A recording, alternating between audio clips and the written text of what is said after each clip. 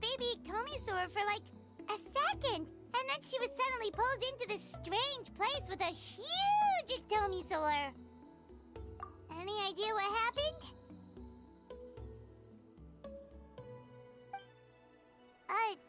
Traveler?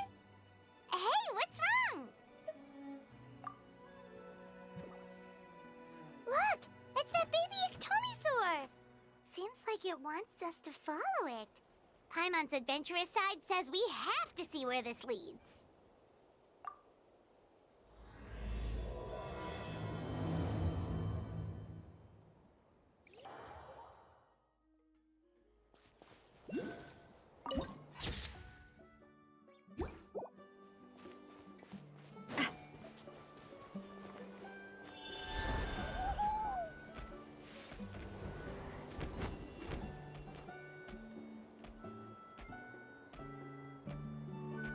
Check it out! The graffiti on the wall is glowing! Masters of the Night Wind. And by the looks of it, masters of nightlife, too.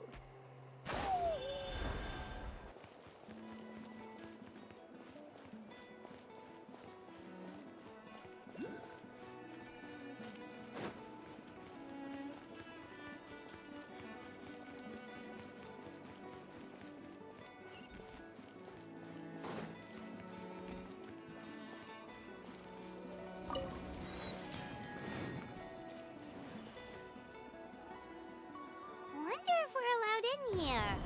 Oh, the door opened all by itself. Taking that as a yes. Aw, the Iktomisaur from earlier. It's really here. Then let's go introduce ourselves.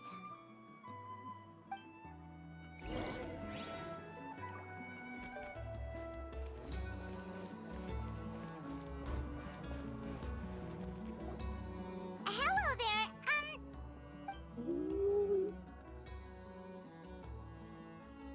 Okay. Probably doesn't understand what we're saying. Doesn't look like any cogs are turning in there.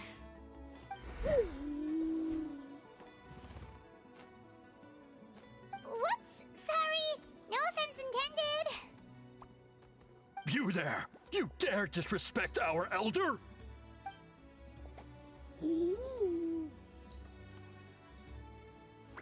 Oh, you mean... Oh, I see. Sorry, my mistake. Apparently you are here by invitation, in which case it's my job to make you feel welcome. Some introductions are in order. I am Koholam, one of the priests of our tribe. And this is our Iktomisaur elder, the great Tlapokpoktitstatel, a living totem among the masters of the Night Wind. Whoa, that's quite a tongue twister. In truth, we usually go with Elder Tlapo for short. You're welcome to do the same. Ah, I assume you're referring to our elder's special ability. Elder Tlapo has been alive for many centuries and harbors secrets that even we priests are at a loss to explain. So your reaction is entirely natural. But one thing I can say for sure is that Elder Tlapo has appointed the two of you to an extremely important task. For this reason, I would like to ask you to undergo a test. What sort of task? And what kind of test? If it's all right with you, I'll take you to see our chief. He's in a much better position to answer your questions.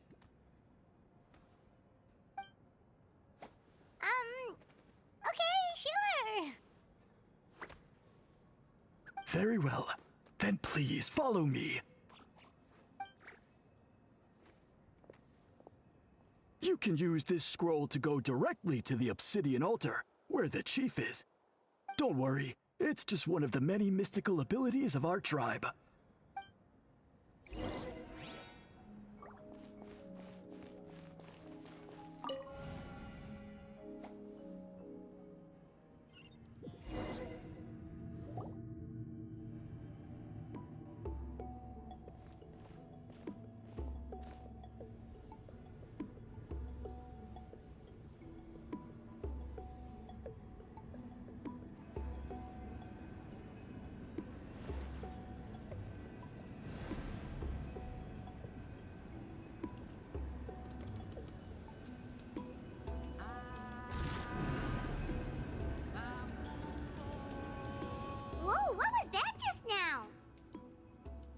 one of the routine duties of a priest.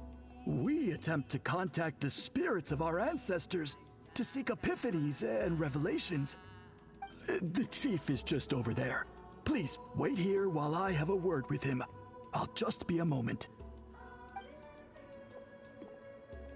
Well, the Masters of the Nightwind are definitely living up to their reputation as the mysterious ones.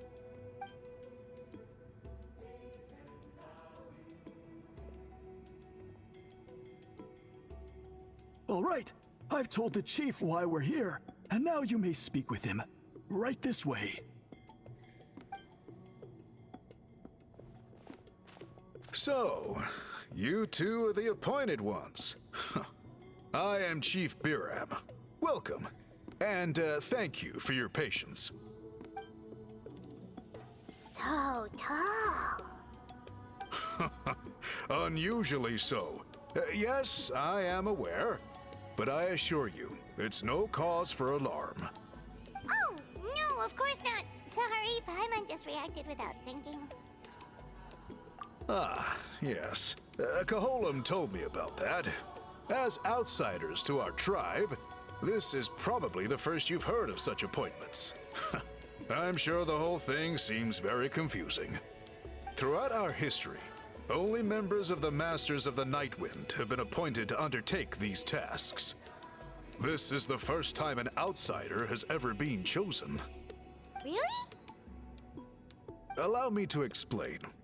Our tribe has an old tradition of recording history in the form of woven scrolls. And not just our own history. We record the legends and heroic feats of all other tribes as well. It is a tradition we have observed for many centuries. We treat it as a solemn duty. However, when a major event occurs that affects all of Natlan, we record it on a different kind of scroll, used for this exact purpose. And these scrolls can only be woven by someone of the Iktomisaur Elder's choosing. When the Iktomisaur Elder senses a major change in the ley lines, it will issue a formal declaration to appoint a creator for this scroll. Whoa, so you mean... Elder Tlapo sensed a ley line change quite some time ago, but had not yet designated the scroll weavers until you arrived.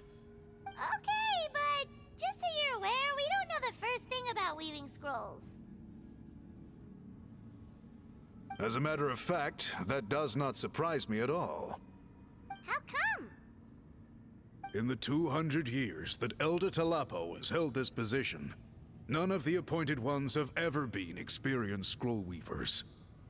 Does that mean 200 years of major historical events have gone unrecorded? No. They all submitted scrolls in time, yet each of them claimed it was not their own work, but a gift from the spirits.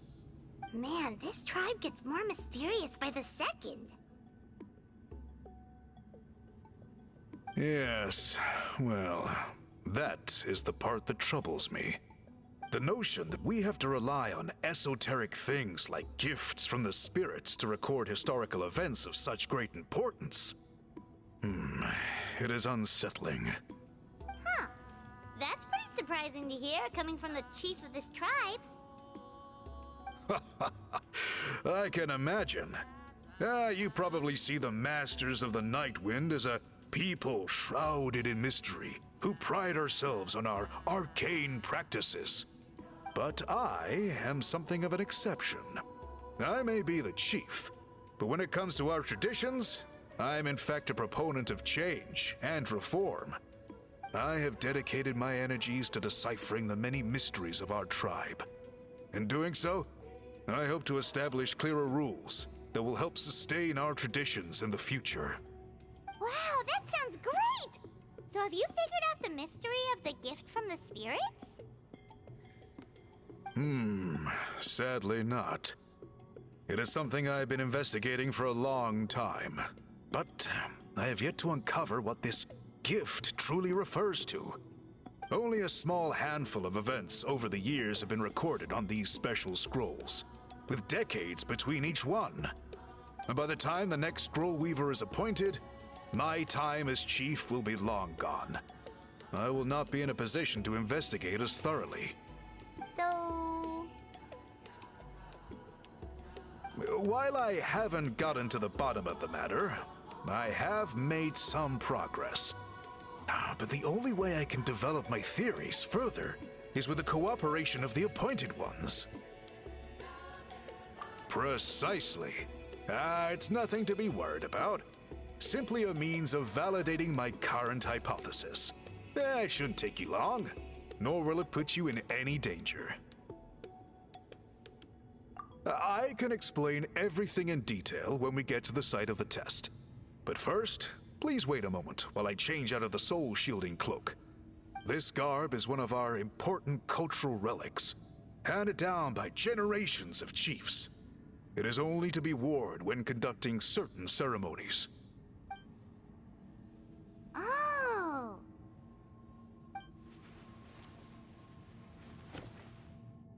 Please, follow me.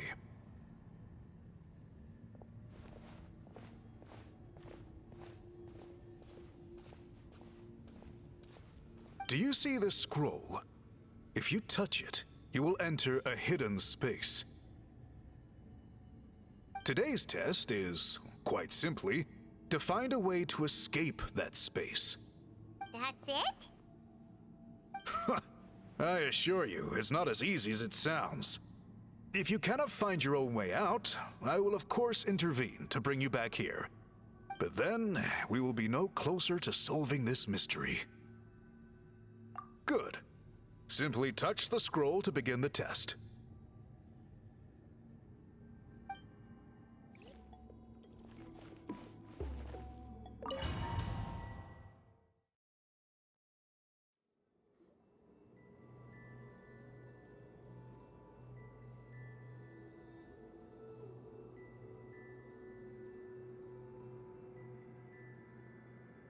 Whoa, we really did get teleported. It seems like this place is completely sealed off. Doesn't look like there's an exit anywhere. Let's take a look around and see what we can find.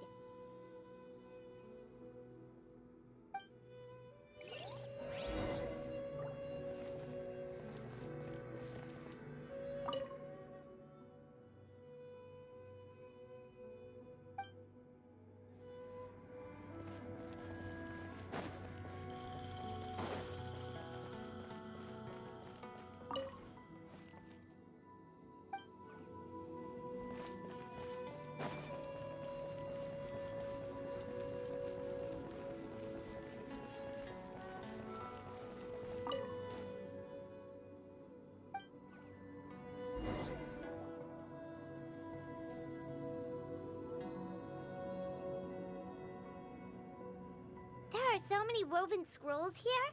Paimon remembers seeing some of them before in other tribes. They seem to record historical events. This one really stands out from the rest. For starters, it's the biggest of them all. Wonder what story it tells. Yeah, you're right. Over there, something just flashed. Traveler, did you catch that? Oh, right. Paimon's with you.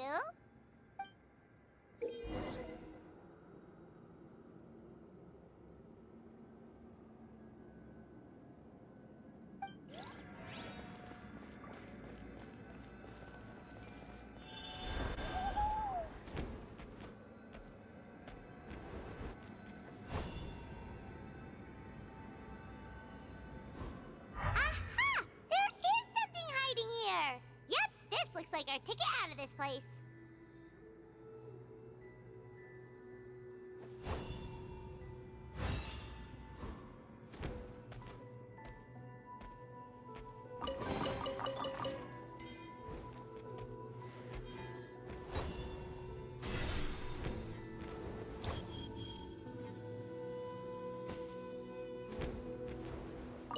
Whew, we finally made it out. It is just as I thought. You are indeed capable of undertaking this mission. Yes. You saw many distinctive-looking scrolls there, didn't you? Sure did. This specific kind of scroll was left to us by our ancestors. Upon investigation, I discovered what sets it apart is the use of a color not featured in ordinary scrolls. It is a most mysterious color that most people cannot even detect. I myself had to employ special techniques to confirm its existence. Yet there are those who are born with a natural ability to perceive it. And that is why I wanted to test you. You mean... That space you just entered was an exhibition room for storing this variety of woven scrolls. Centuries ago, a great shaman by the name of Huitzilin put in place a security measure so that anyone who entered the room without permission will become trapped inside. It exists to this day. And although I have not managed to decipher how it works, I have at least found out how to turn it on and off. Once someone is trapped inside, it is all but impossible for them to escape without outside help, unless they share the great shaman's ability to perceive that strange color. Clearly you must have this ability, which leads me to believe that our Iktomisor elder can sense this ability in people, and that it appoints a scroll weaver on this basis. Another secret power? Traveler, you are full of mysteries. Still, having this ability doesn't change the fact that neither of us know where to start with weaving a scroll. Don't worry about that. The method for weaving this kind of scroll appears to be largely the same as for an ordinary scroll. The main difference is in the dye that gives it its unique color. If my suspicions are correct, this dye is the key to weaving the scroll, and your special ability is the key to obtaining it. The dyeing process is also a little different from the norm, but I don't anticipate any major issues there. As long as you two can source the dye itself, I can assist with the application. Cool, we'll follow your lead. Great! Then please use your abilities to source the necessary ingredients. And in the meantime, I will have someone prepare some fabric for test dyeing. We'll make a few sample pieces to test out my hypothesis. And if that goes well, we can begin the scroll in earnest. If you agree to help, you can expect to be handsomely rewarded once this is all over. So, what are your thoughts? Agreed, especially if there's a reward in it. What is the reward, by the way? Is it food? Paimon hopes it's food. Given the stakes involved for our tribe, I was thinking a substantial sum of mora would be appropriate. Surely that would be preferable to just a free meal. More works too. Anyway, how do we go about finding these ingredients? Are we supposed to just keep walking around Natland until we stumble across them? Thankfully not. I've already identified a location where I suspect they may be found. And I've arranged for someone to guide you there. Your guide is waiting just outside. You can set off at your leisure.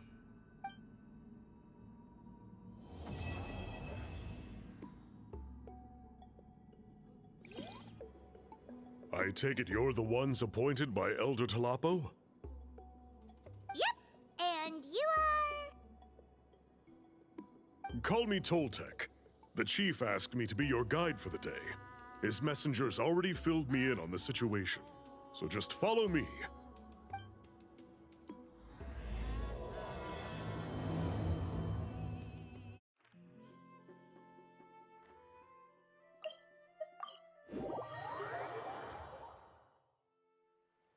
So the dye is somewhere in this cave, huh? This is as far as I can take you.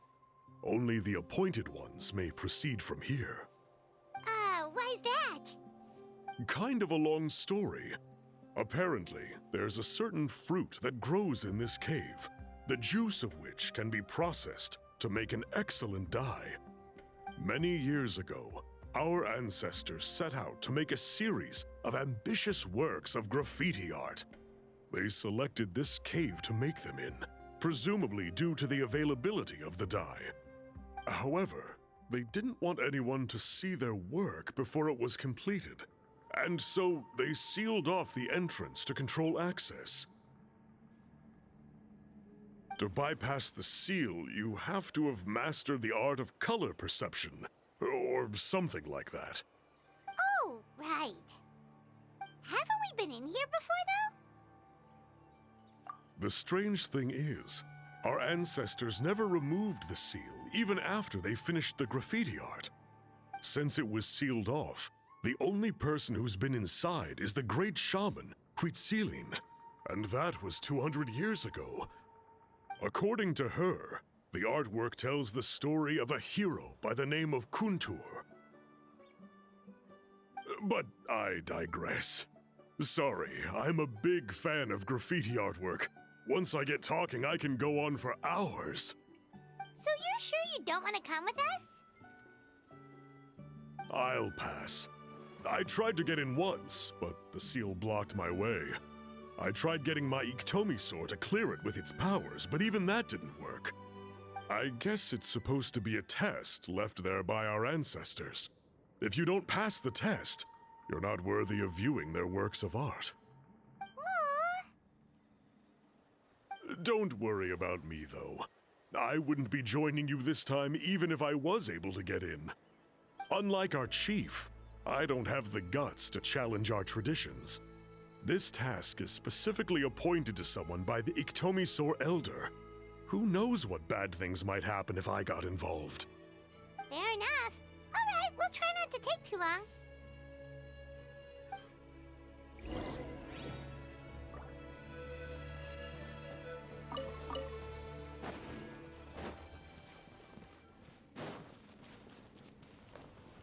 Time for a light show.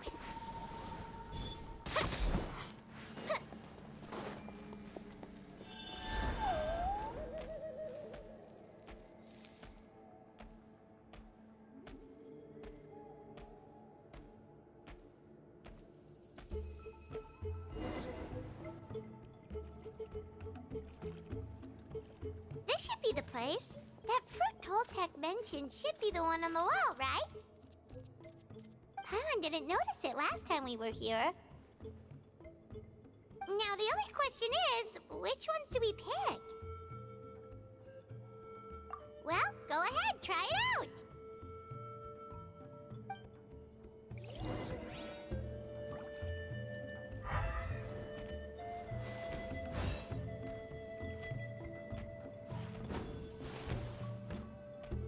You saw something, right? Whatever it was, grab it!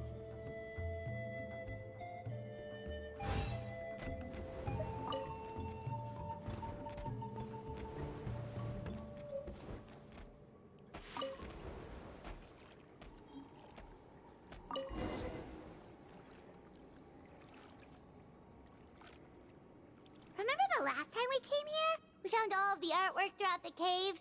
These guys' ancestors created a real masterpiece. They probably used the same stuff for their paint as we're using for the dye, right? Maybe we'll create a masterpiece of our own. Yep, let's head back and meet up with Toltec.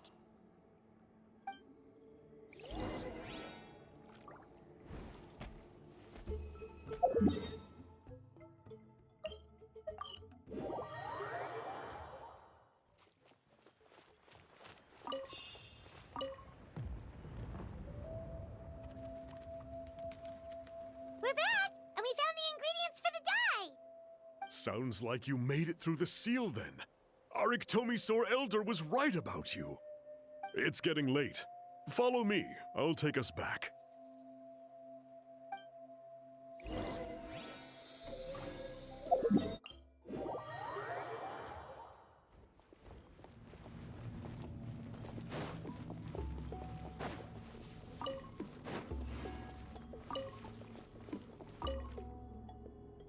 Toltec has updated me on your progress.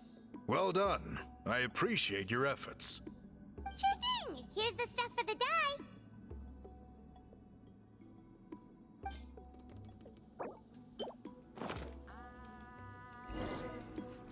I see.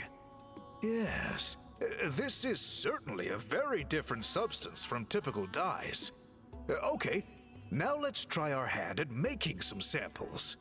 The fabric is ready for testing. Got it! Please come with me.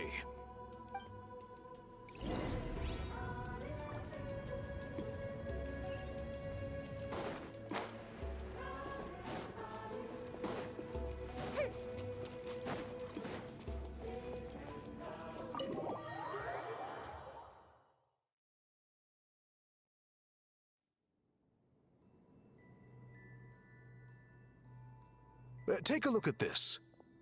It's a woven scroll made by one of our ancestors.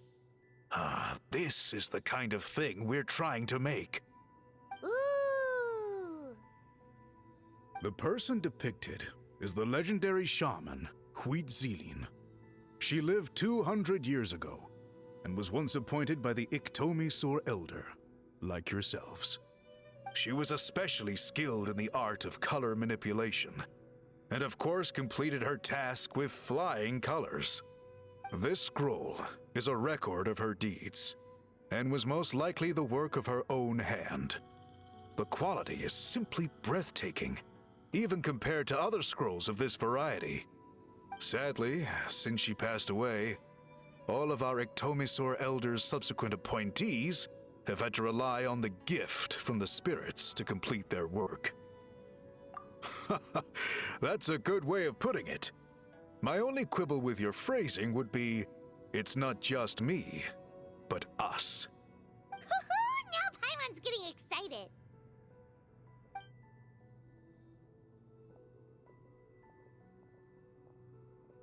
Bring out the samples.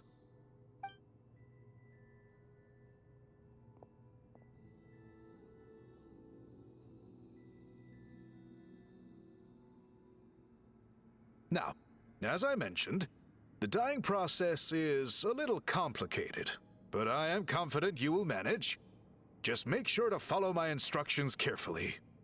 The pattern has already been sketched out on the sample, so you just need to dye each block with the correct color.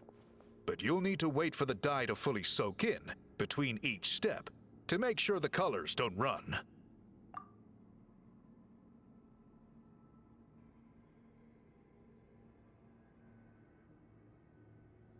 Ha ha ha! Good!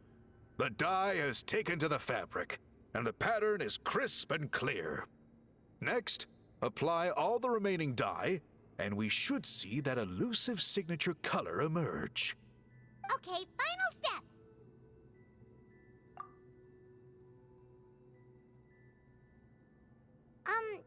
Did it work?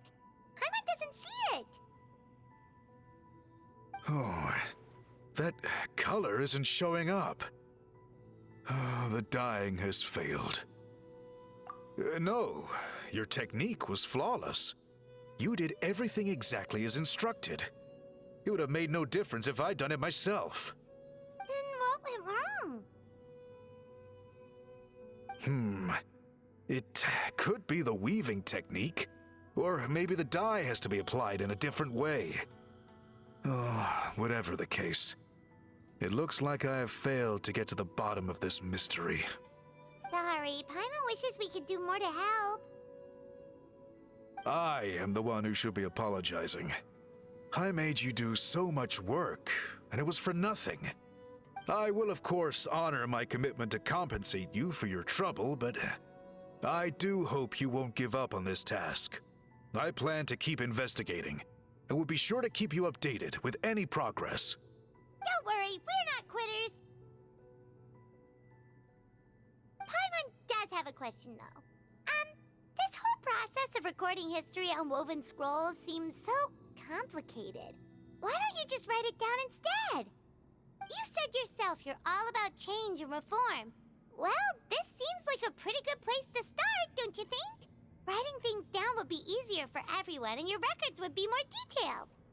I think you've perhaps misunderstood my philosophy, but that's okay. I can answer your question, but there's somewhere I need to show you first. Oh, sure.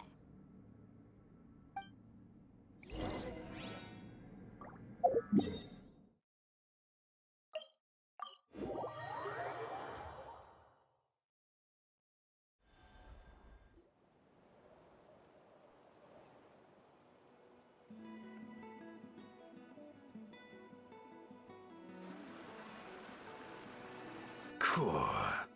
Look at this view. What do you think? It's gorgeous! Now, try looking a little further. Whoa, that graffiti!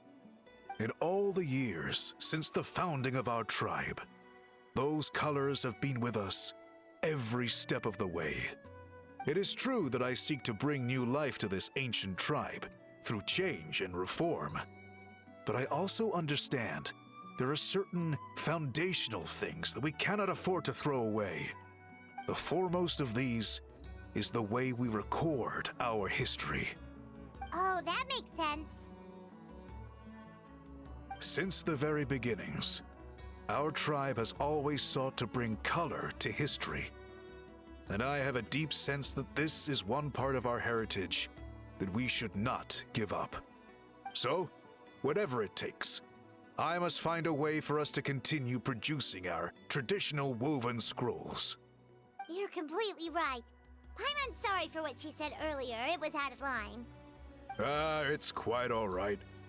I'm just grateful you're able to understand where I'm coming from.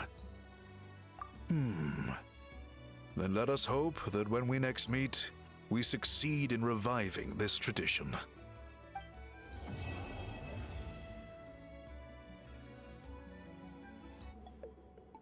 I take it you're the ones appointed by Elder Talapo? Yep, and you are... Call me Toltec. The chief asked me to be your guide for the day.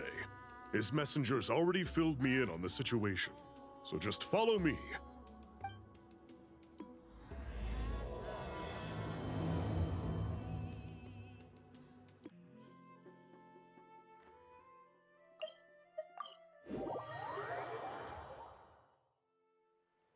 So the die is somewhere in this cave, huh? This is as far as I can take you. Only the appointed ones may proceed from here. Why's that? Kind of a long story. Apparently, there's a certain fruit that grows in this cave, the juice of which can be processed to make an excellent dye. Many years ago, our ancestors set out to make a series of ambitious works of graffiti art. They selected this cave to make them in, presumably due to the availability of the dye. However, they didn't want anyone to see their work before it was completed, and so they sealed off the entrance to control access. To bypass the seal, you have to have mastered the art of color perception, or something like that. Oh, right. Haven't we been in here before, though? The strange thing is, our ancestors never removed the seal, even after they finished the graffiti art. Since it was sealed off, the only person who's been inside is the great shaman, Huitzilin, and that was 200 years ago. According to her, the artwork tells the story of a hero by the name of Kuntur. But I digress. Sorry, I'm a big fan of graffiti artwork. Once I get talking, I can go on for hours. So you're sure you don't want to come with us? I'll pass. I tried to get in once, but the seal blocked my way. I tried getting my Iktomi to clear it with its powers, but even that didn't work. I guess it's supposed to be a test left there by our ancestors. If you don't pass the test, you're not worthy of viewing their works of art. Aww. Don't worry about me, though. I wouldn't be joining you this time even if I was able to get in. Unlike our chief, I don't have the guts to challenge our traditions. This task is specifically appointed to someone by the Iktomi Elder. Who knows what bad things might happen if I got involved? Fair enough. All right, we'll try not to take too long.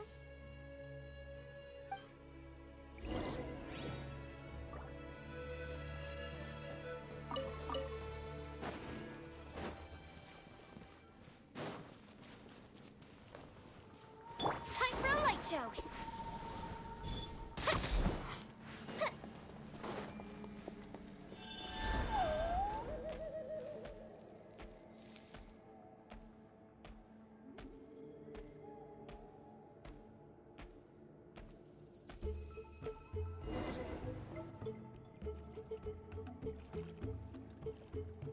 the place. That fruit Toltec mentioned should be the one on the wall, right? Paimon didn't notice it last time we were here. Now the only question is, which ones do we pick? Well, go ahead, try it out!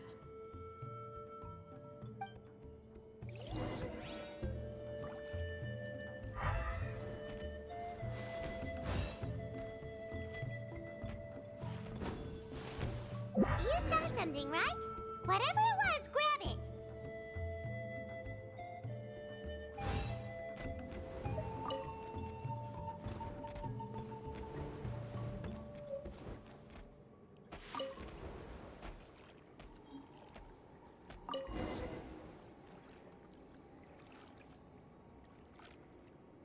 Remember the last time we came here? We found all of the artwork throughout the cave.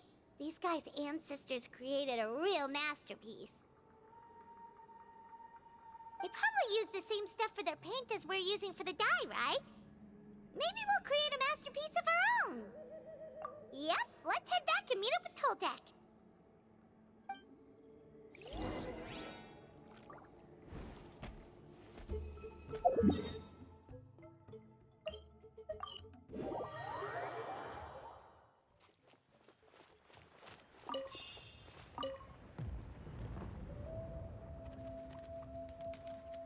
We're back, and we found the ingredients for the dye! Sounds like you made it through the seal then. Our Iktomisaur Elder was right about you. It's getting late. Follow me. I'll take us back.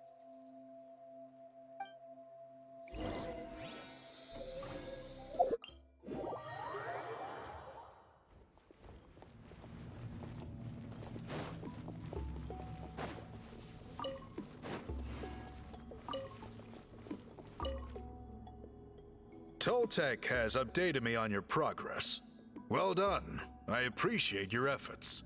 Sure thing! Here's the stuff for the dye.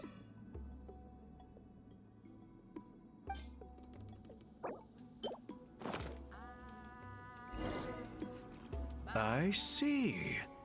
Yes. This is certainly a very different substance from typical dyes. Okay, now let's try our hand at making some samples. The fabric is ready for testing. Got it! Please come with me.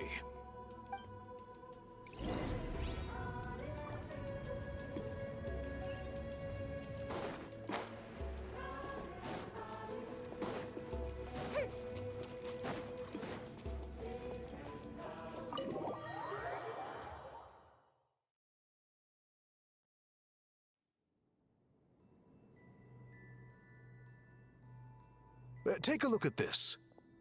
It's a woven scroll made by one of our ancestors. This is the kind of thing we're trying to make. Ooh! The person depicted is the legendary shaman, Huitzilin. She lived 200 years ago and was once appointed by the Iktomisaur Elder, like yourselves.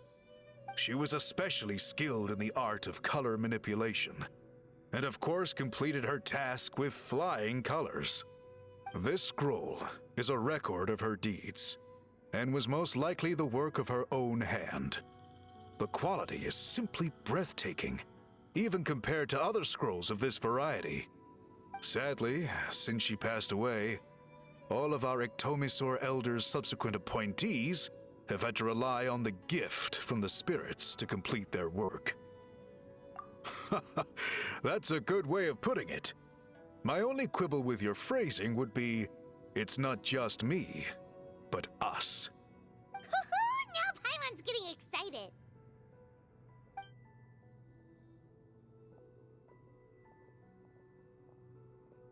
Bring out the samples.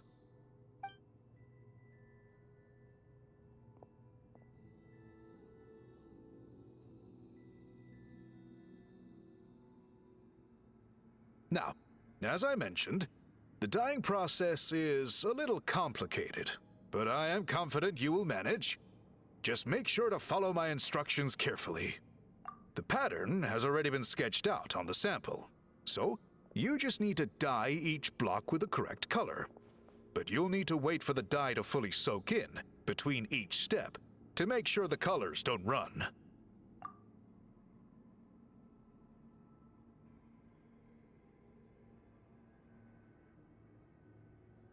Ha ha ha! Good! The dye has taken to the fabric, and the pattern is crisp and clear. Next, apply all the remaining dye, and we should see that elusive signature color emerge. Okay, final step.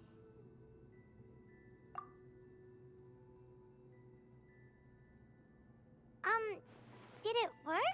Paimon doesn't see it. Oh, that color isn't showing up. Oh, the dyeing has failed. No, your technique was flawless. You did everything exactly as instructed. It would have made no difference if I'd done it myself. Then what went wrong? It could be the weaving technique, or maybe the dye has to be applied in a different way. Oh, whatever the case, it looks like I have failed to get to the bottom of this mystery. Sorry, Paimon wishes we could do more to help. I am the one who should be apologizing. I made you do so much work, and it was for nothing. I will, of course, honor my commitment to compensate you for your trouble, but I do hope you won't give up on this task. I plan to keep investigating, and will be sure to keep you updated with any progress. Don't worry, we're not quitters. Paimon does have a question, though. This whole process of recording history on woven scrolls seems so complicated. Why don't you just write it down instead? You said yourself you're all about change and reform. Well, this seems like a pretty good place to start, don't you think? Writing things down would be easier for everyone, and your records would be more detailed. I think you've perhaps misunderstood my philosophy, but that's okay. I can answer your question, but there's somewhere I need to show you first. Oh, sure.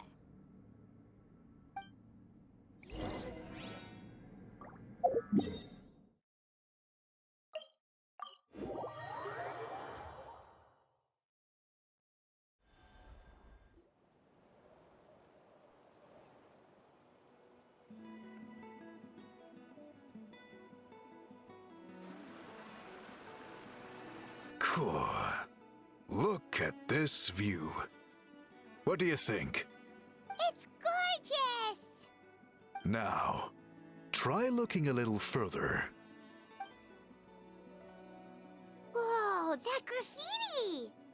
In all the years since the founding of our tribe, those colors have been with us every step of the way. It is true that I seek to bring new life to this ancient tribe through change and reform. But I also understand there are certain foundational things that we cannot afford to throw away. The foremost of these is the way we record our history. Oh, that makes sense. Since the very beginnings, our tribe has always sought to bring color to history. And I have a deep sense that this is one part of our heritage that we should not give up. So, whatever it takes, I must find a way for us to continue producing our traditional woven scrolls. You're completely right. Paimon's sorry for what she said earlier. It was out of line. It's quite all right. I'm just grateful you're able to understand where I'm coming from. Then let us hope that when we next meet, we succeed in reviving this tradition.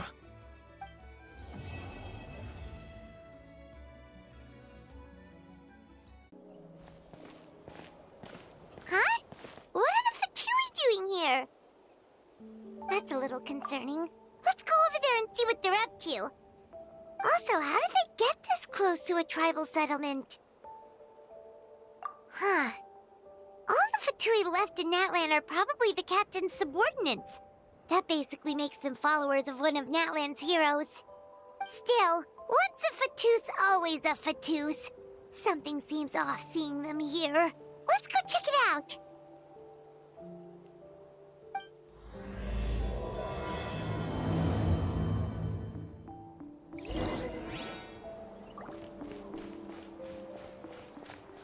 Don't worry. Ahem! What are you guys doing here? Following orders. If you have a problem, take it up with our employer. Hey, what's with the attitude? Can the Fatui even work for a private employer? This is Grudok. I hired him to be my bodyguard in Natlin. As you can see, he's not the sociable type. I'm sorry for any offense. My original plan was to hire someone from the local tribes, but a priest recommended Grudok and his squad. I was told they were capable fighters and had the time to spare, so they fit the bill. It seems like the Fatui's reputation in Natlin is quite positive. So that's what happened. Then you must be from Fontaine? Precisely! Montluçon, at your service. I work in the publication business. And you two... Wait, you must be the Traveler and his fairy companion. Oh, you know us? A golden-haired traveler with a floating companion. There's no mistake. Your exploits in Fontaine have all the makings of a best-selling series. I'd be a failure of a book merchant if I couldn't recognize you. Wow, we're really famous at this point, Traveler. It's truly my lucky day. I know this is sudden, but I was actually looking for you two.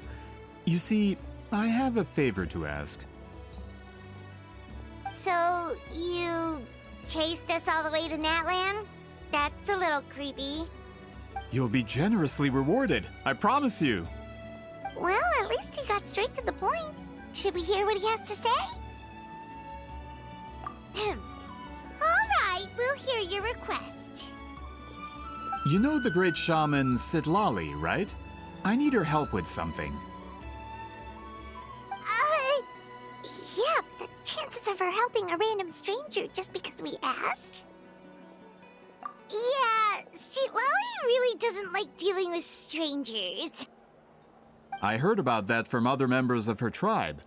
But they told me if one person could convince her, it would be the golden-haired traveler. If you manage it, I'll even double your pay. Oh yeah, we should definitely get to the bottom of that first. It's kind of a long story, and there's tribal history involved, so you should hear it from an expert. Alie, if you could. Of course. I don't often have an eager audience for this kind of thing. Nice to meet you. The name's Alie. I'm a researcher from the Fontaine Research Institute. Unlike most researchers, I have a keen interest in ancient ruins. That's why I was invited to join Monsieur Montluçon's team. Have you heard of the legend of the great shaman Huitzilin? Yes, according to local records, she was a color mystic who lived over 200 years ago, and the most adept in her tribe at using that particular technique. Out of all of her exploits, her most celebrated is the Battle of Seven Colors. According to legend, the battle was triggered by an abyss invasion, one of the most brutal in Natlan's history, even from a greater historical perspective. Amazingly, Natlan was able to turn the tide despite being at an extreme disadvantage. The key to victory was none other than a color Huitzilin created on the battlefield. The color was extraordinary, illusory in appearance while also seeming to possess physical form. Legend has it that Huitzilin used the color to construct a magnificent maze on the battlefield and trap all the enemies inside. This allowed her allies to launch a counterattack and ultimately secure victory. Anyway, that's the gist of it. We don't want to take up too much of your time. That story is the reason I came to Natlin. I often publish books about the history of other nations. They always end up faring well on the market. When I heard this story for the first time, I wanted to include it in my next collection, but... Historical records about Natlin aren't very detailed. We haven't been able to determine where the battle took place, or find any definitive evidence that it occurred at all. Even within the Masters of the Nightwind, people dispute the legitimacy of the story. Some believe it to be a myth. If that were the case, the story would not be fit for publication. But if you're just including it in a story collection, why does it matter if it never happened? Well, you see, the slogan for the collection is Restoring the Truth of History. Naturally, I needed to be factual. That's why I'm here. The Masters of the Nightwind are said to have a tradition of recording past events, so I wanted to consult their records. But I was refused access to the Obsidian Altar. Application after application, and all I received were a few ordinary woven scrolls with nothing to offer. Honestly, I'm just trying to promote their history, and they make such a fuss. According to my research, their scrolls are considered sacred relics in addition to historical records. Naturally, outsiders are rarely granted access. Not to mention, the scrolls we did get to review actually contain a huge amount of information. I just need more time, and I could... We've been over this, Alier. There's no need to waste time on those scrolls when we have a better way. Lally, you mean? Exactly. You're well aware, I'm sure, that Sitlali has been alive for more than 200 years. That means she lived during the era of the Battle of Seven Colors. If she agrees to be my consultant, then no other historical records are necessary. Oh, that's what you want. So, what do you say? I'll quadruple the pay if it helps sweeten the deal. Well, it's not that we don't want to help you. Oh, right! The duty the chief gave us has a lot to do with wheat sealing. Who knows? The Battle of Seven Colors might lead us in the right direction. All right, we'll help you convince Seat Lolly. Just let us do the talking, okay? Of course.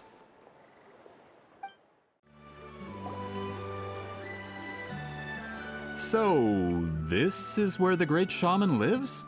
A bit far from civilization, isn't it? I hope the person who pointed us in this direction wasn't mistaken. For someone like Seat Lolly, it actually makes a lot of sense. Is this graffiti her work too? I wonder if it's a cultural practice. If I could just copy it down, We're here for a reason, Alier. As agreed, you two can do the talking, and we'll wait for you here. Okay, we'll go knock on the door. Hopefully she's not hungover.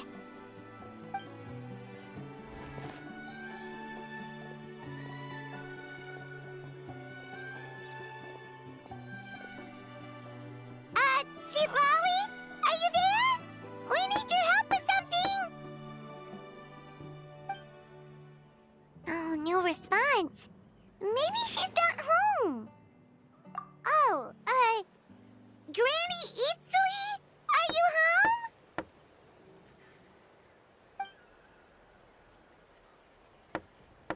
home? Hey, kid! If you're here to challenge me, book an appointment first.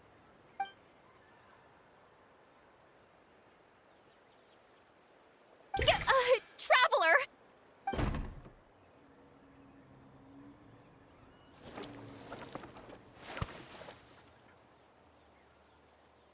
Looks like we came at a bad time. Are you still there? Just come in. We can talk inside. Well, at least we didn't get turned away.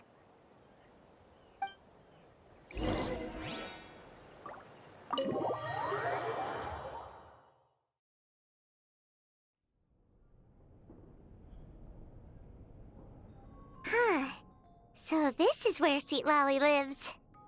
I, didn't have time to fully clean up the place. Complain if you want. Menial housework means nothing to a great shaman like myself. Besides, in light novels, people who keep everything neat and tidy are always too boring to be the protagonists. Also, I'm not a hermit. I'm just above superficial rules of societal etiquette.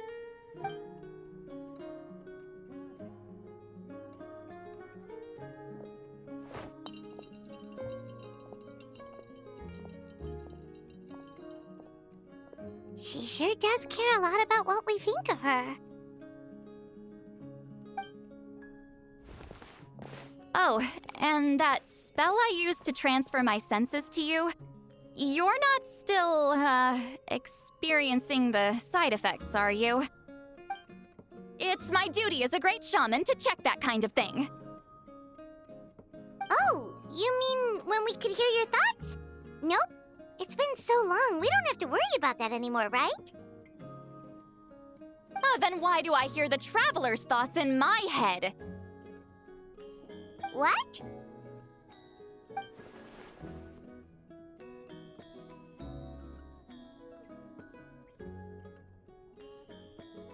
I can still hear you, you know.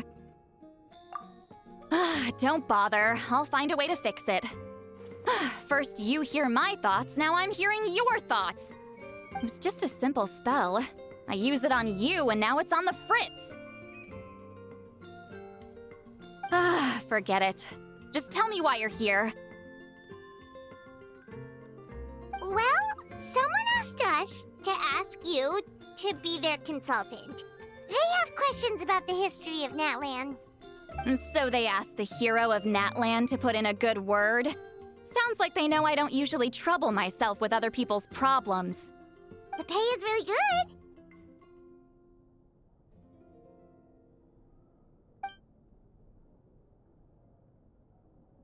Doesn't matter. I'm busy. She sure doesn't look busy. Paimon knew this wouldn't get us anywhere. From you? Yeah, we were given a sacred duty to help your tribe weave a special scroll. Huh?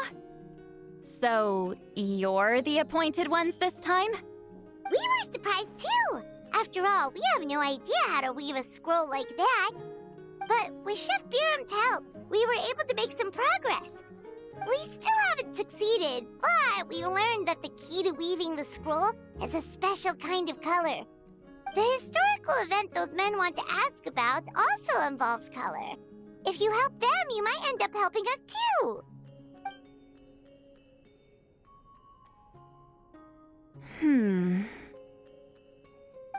She's giving us that face again.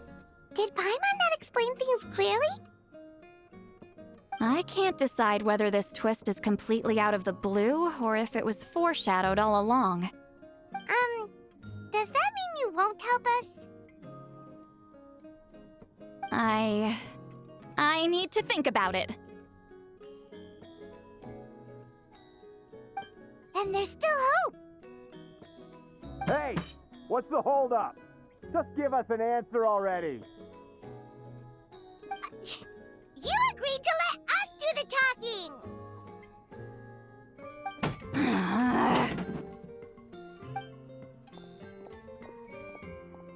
See, Lolly?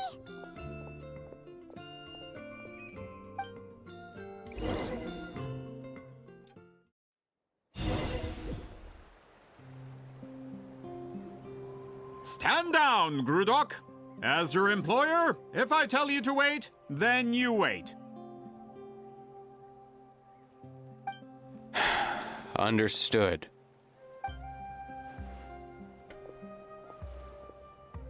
You're the great shaman who's been alive for centuries? But you're so... Apologies for the disturbance. Grudok is a recent hire, so difficult to restrain sometimes. You're lucky you didn't force Sweet Lolly's hand. Well, since you're here, how about a discussion? Do you have any idea who I am? Did you think Granny Eatsley would be fooled by your little performance? I have no intention of speaking to you. Your recent hire interrupted me right as I was about to make an important decision. Pull a trick like that again, and I'll make your lives a living horror novel, except 10 times worse. That's all I came out here to say. Whoa. Traveler, we have a discussion to finish. You live up to your name, Granny Itztli. I apologize for the offense. I'm just surprised the Battle of Seven Colors didn't pique your interest. You're investigating the Battle of Seven Colors? Ah, The Traveler didn't get to that part? Yes, I thought the Traveler could help me convince you. But, if I'm not mistaken, you have a personal interest in this matter, don't you? I heard that the great shaman Huitzilin was a friend of yours. You two must have been close. If I can resolve the controversy and prove the battle took place, I'll include it in my next collection. Then, all of Teyvat will learn the truth. With your support, your friend's heroic deeds will once again be known throughout the land. Inspiring, don't you think? If this is really about that duty, then... fine. I'll help you. I'm honored. Save it! I agreed to help the Traveler, not you. You'll just have to leech what you can. Well, at least she agreed to help.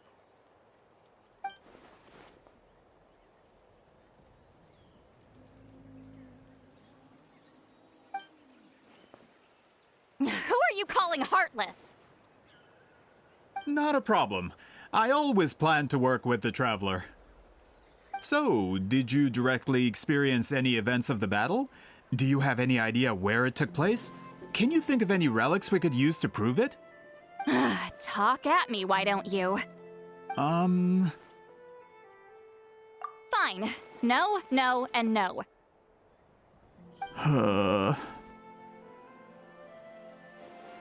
I did live during the same era as her, but that doesn't mean we experienced the same events.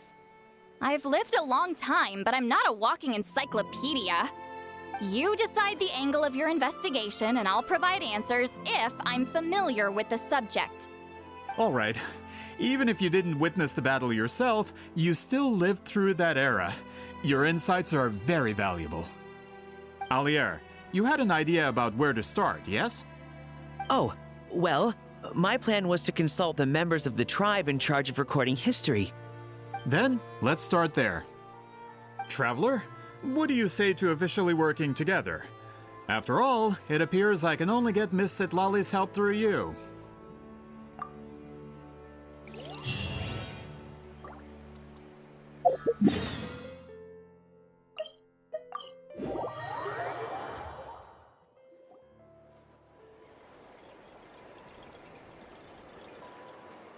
You don't seem super invested in this whole thing, Sitlali.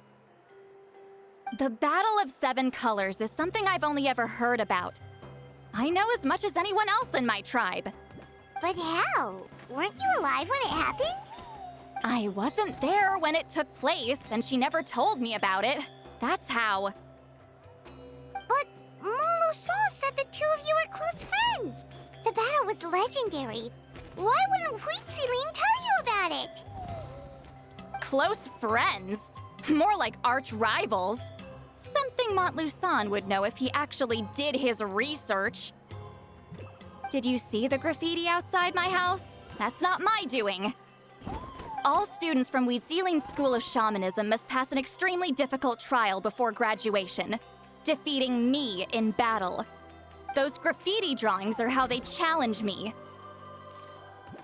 Of course, none of them ever succeeded.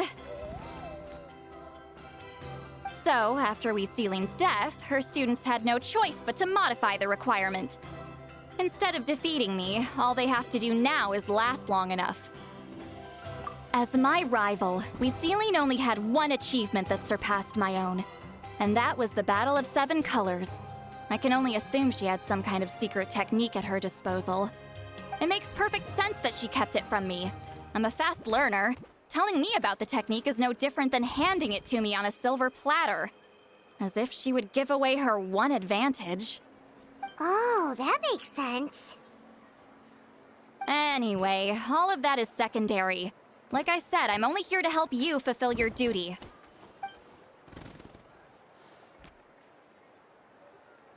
Don't misunderstand. This duty is important for my tribe, too. A great shaman should do her part to see it done.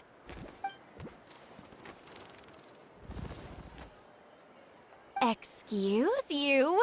I fail to see what housekeeping has to do with my duty as a shaman.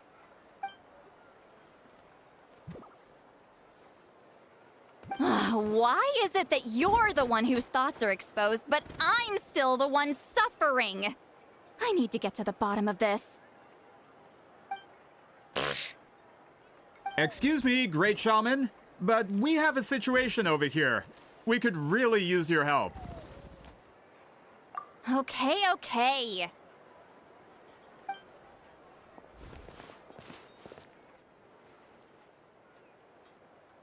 Of course the Battle of Seven Colors happened. The woven scroll proves it. Wheat Ceiling used a mysterious color to construct a maze and trap the enemies inside. That's just your interpretation. There's more than one way to understand that scroll. Besides, constructing a maze out of color is ridiculous. Wheat Ceiling was one of the most powerful shamans of her time. She definitely could have pulled it off. That's the biggest problem. She had students. Why not pass it down? A technique that powerful? And no shaman since has ever used it? Her students are keeping it a secret, of course. If you knew a technique like that, you'd be a fool to show it to just anyone.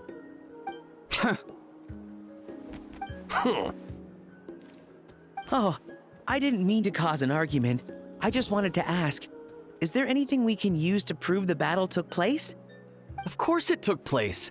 Why would you need to prove it?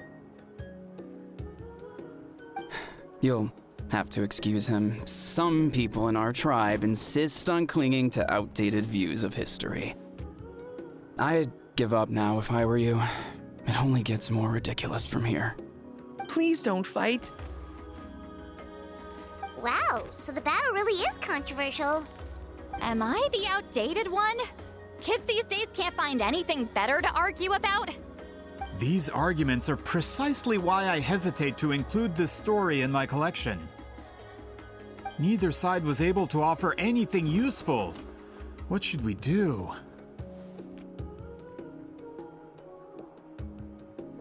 Wheat Ceiling was a passionate teacher.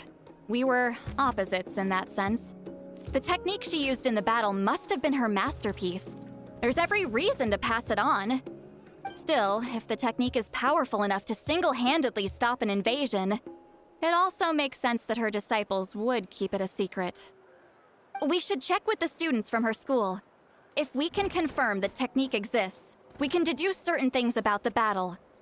But as far as I know, most of the shamans from her school occupy high positions in the tribe. Not the type of people outsiders like us can speak to on a whim. Right. The obsidian altar is off limits to you. But, if I go... Is there a problem? Most of Wheat Ceiling students are respected priests in the tribe. But that means they had to go through me. Or try, at least. I, of course, humiliated them from a young age. Those who hold the position now are the ones who lasted long enough before I wiped the floor with them. If I show up without warning, they'll run for dear life. That's not gonna get us any answers. Yeah, Paimon can see it now.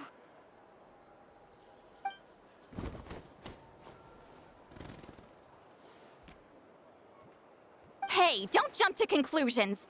That was just a metaphor. Only you have the guts to joke like that with me, traveler.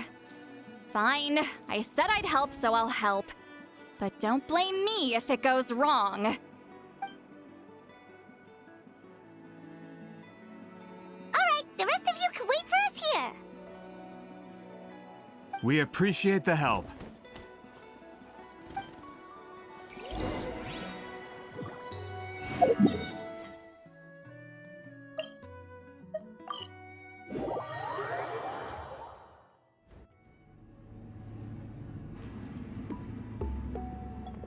Oh, are you in the middle of a ceremony?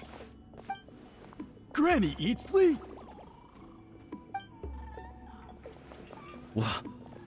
What is she doing here? Did some coward not show up after challenging her to a fight? Or is she here to officially take over the tribe? Whoa, it's like they really do see her as some kind of tyrant. No matter what, we'll defend our dignity as priests to the end. Ugh, you talk a big game for someone who lost to me the most out of the entire priesthood. What? All I want is to ask some questions. So, you're here to interrogate us? Someone didn't sit pretty for their beating? Is that it? You want their name, don't you? We should just run! Yeah, with the hero of Natland here, Granny Eatstily will be on her best behavior. Sure, whatever you say. Oh, it's the Traveler and his companion. That does make me feel better. How can we help you? We wanted to ask about the technique you inherited from Huitziling. Huh. So you can eradicate our school once and for all? Disciples of our school have challenged her year after year, just as our master instructed. Sounds like she's finally had enough. Well, you're not wrong. If we want to protect our legacy, one of us needs to run! Not this again. Just how much did you traumatize them, Seatlally?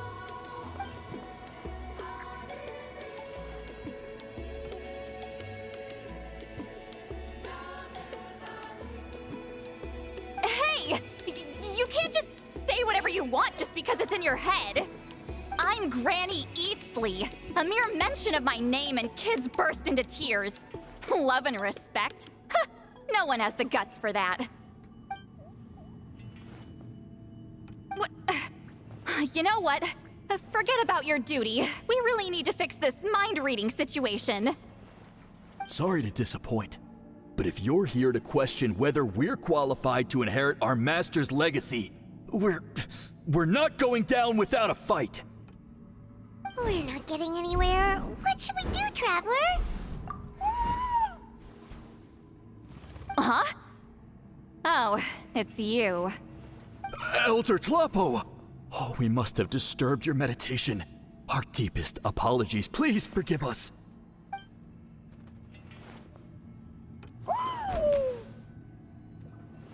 Did Elder Tlapo just issue a declaration?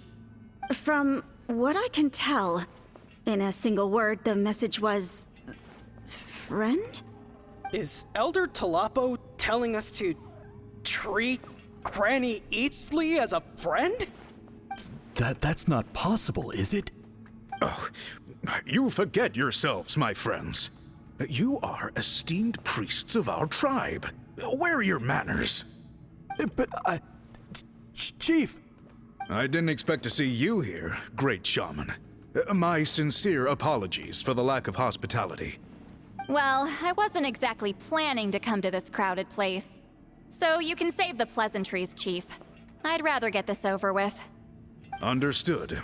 Now, as successors of Huitziling, I understand your friction with Granny Eatsley. However, Elder Tlapo's declarations have always showed us the correct path.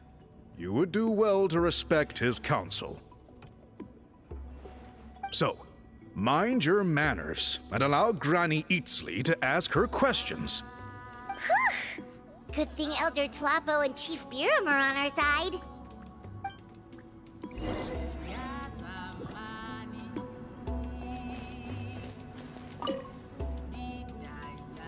Hi there, Elder Tlapo!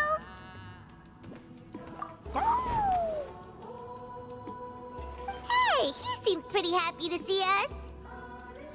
He's the one who put you in charge of the scroll, right? Yeah, Elder Tlapo appointed us to the task. Elder Tlapo, huh? He's still claw to me.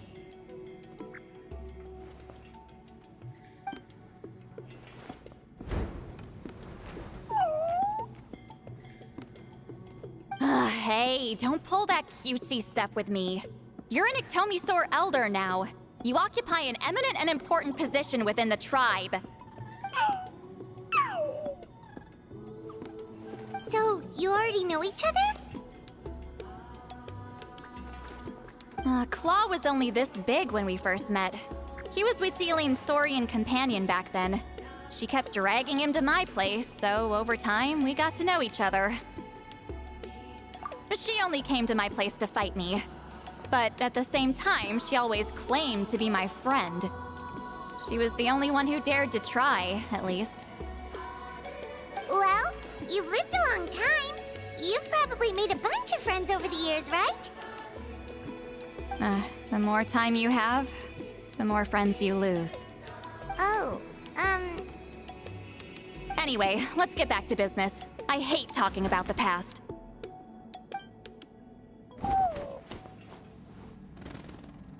Oh, 200 years and you still haven't given up, Claw?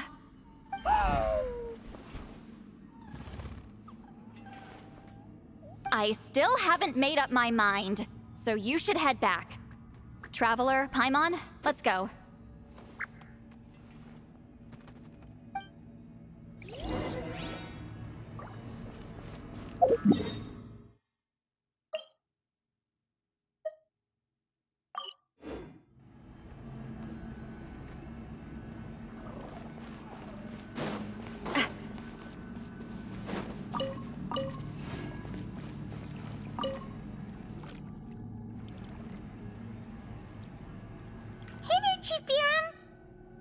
Oh, wait. We haven't reached out since the last time we failed the task, huh? I'm just grateful you haven't forgotten that duty. Actually, we have good news! We found another clue! I'm all ears. It's the Battle of Seven Colors. Huitzilin's claim to fame? That sounds promising. But the battle took place hundreds of years ago. An investigation is bound to be difficult. True, but Granny Eatsterly promised to help. Is that so? Huh. I've tried seeking her help in the past, but I never managed to coax her out. You should cherish this opportunity. Hey, don't complain! None of the previous chiefs succeeded either. Forgive me. That wasn't my intention. It was a comment on my own failings. Paimon said you've been trying to figure out how to weave the special scroll. It is my duty, great shaman. Why bother? The scrolls always end up completed on time. So what's the point of figuring it out for yourself? If I may, this task concerns the history of Natlan as a whole. And in many ways, history is the memory of a people. Memory is sacred to our tribe. I'm sure a great shaman understands that better than a humble junior like myself. Something this important cannot be left to baseless rumors. I know you don't concern yourself with the daily affairs of the tribe, Granny Eatsterly. Even so, as a priestess, I trust you wouldn't leave something like that to chance. I get your point. Of course, the one time I wish you could read my mind, it doesn't work.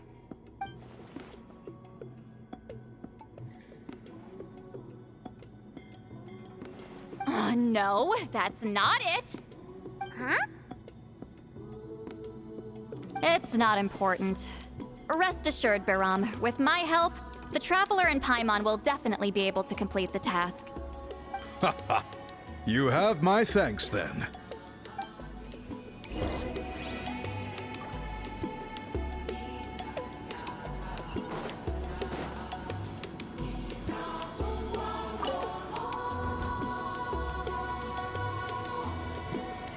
Huh.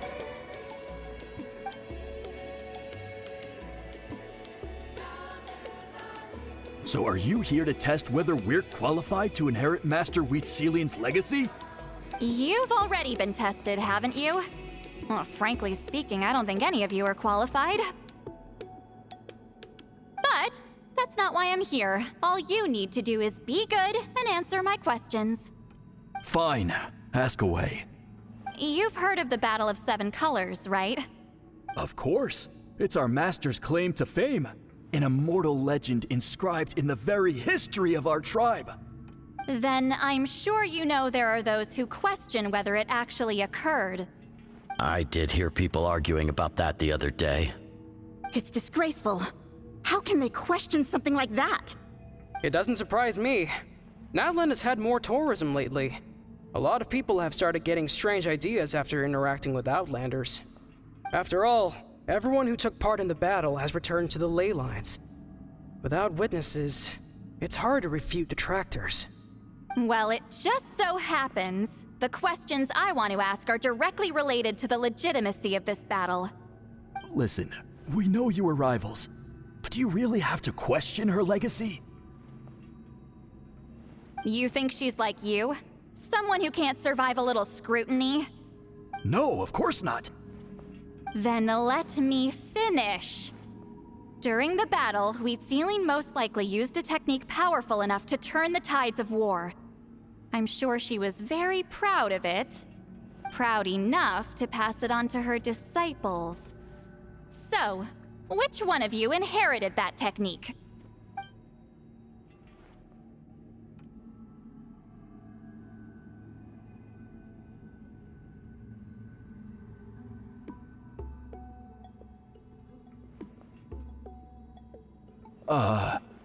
I don't think any of us have heard of it. Listen, I'm not trying to take it for myself, so be honest. With or without it, I can wipe the floor with any of you. Yeah, no objections there. But I'm telling the truth. None of us have ever heard of that technique. What's wrong with her? Why would she let it go extinct? Master's body of work is massive. No one student could hope to learn all her techniques. Mastering just a few already takes a lot of effort. Master had no choice but to recruit many students, split up what she knew into different portions, and pass it down through various individuals. So even though we see ourselves as representatives of Wheatsealing's school of shamanism, what we know isn't the sum of her legacy. Actually, I know of a shaman family that inherited some of Master's techniques. The family fell on hard times and lost the right to the priesthood. Still could be worth a shot. But if they inherited Wheatsealing's secret technique, shouldn't the family be thriving? Well, it's the only thing I can think of. All right, give me their address. I'll mark it out on your map. To be honest, I'm not optimistic about the future of this investigation. That's because the request came from you. You don't know the power of your own words, do you?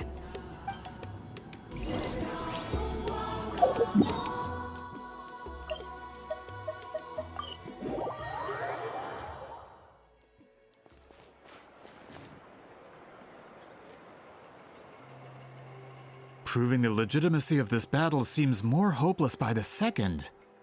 Nothing we can do about that. Well, even if our investigation ultimately proves the legend to be false, that's still a worthwhile result. Although I'm here for business purposes, I have a personal interest in this as well. I'm drawn to matters of historical truth. That's exactly why I chose to follow you, Monsieur Montluçon. Listen, I'm just updating you on the situation, not asking for your opinion. I don't really care whether you continue your investigation.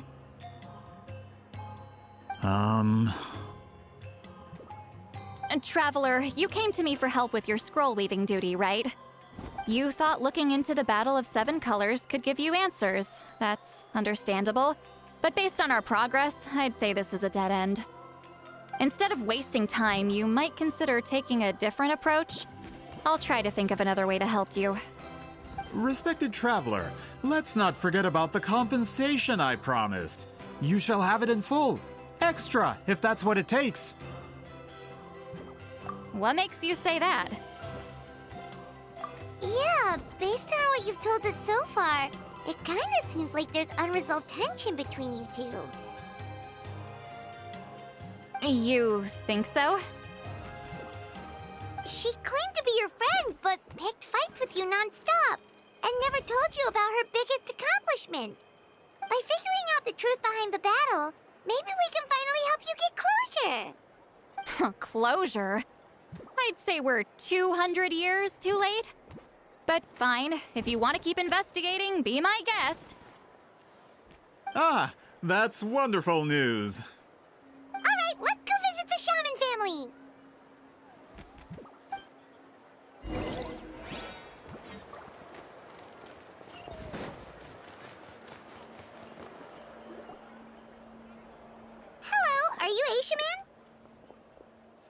Yep, that's me. Huh? Granny Eastly? Get up! In a crowded market like this, the only person who should be trying to hide is me.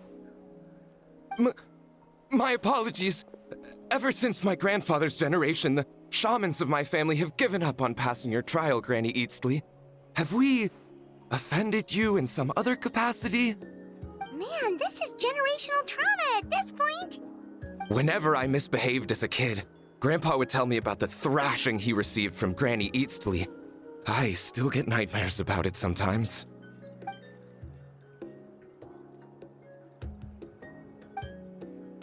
Hey, don't get any funny ideas. This was your idea, remember? Keep asking your questions. I'm going to find somewhere quiet to wait.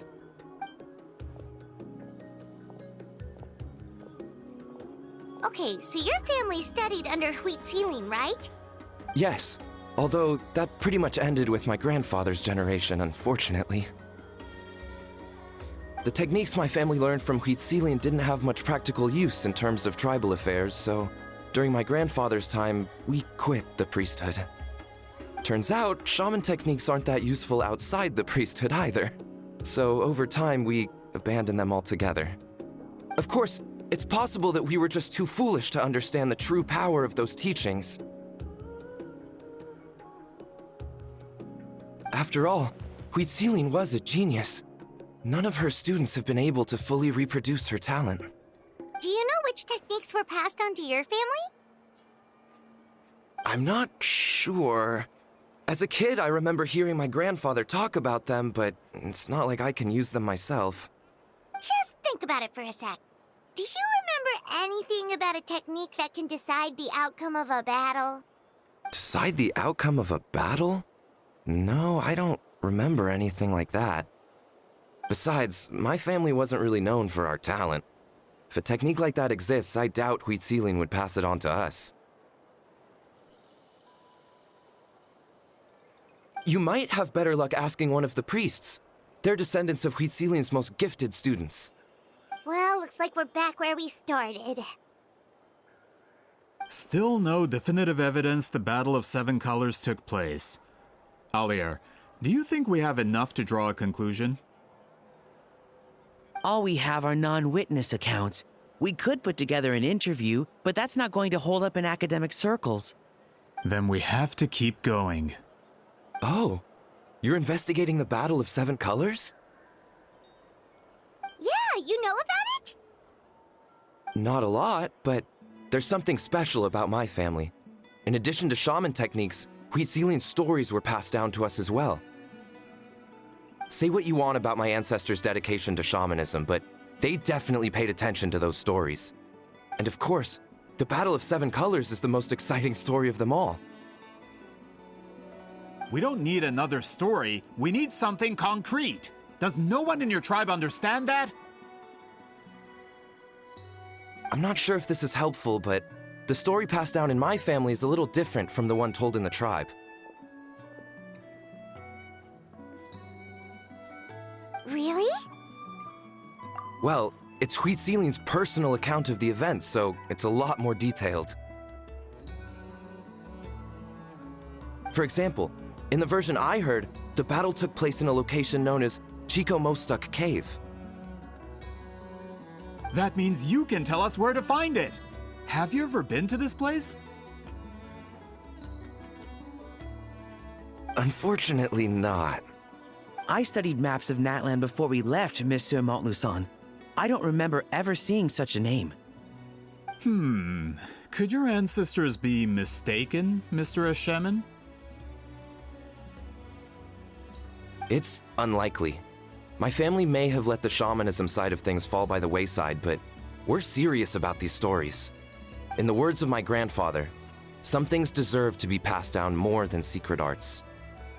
If Whitzelin's version of events differs so much from the general understanding, that makes it even more likely the battle is completely made up. Yeah, that's disappointing. Oh, hold on. You mentioned the Chico Mostuk cave? Oh, yes?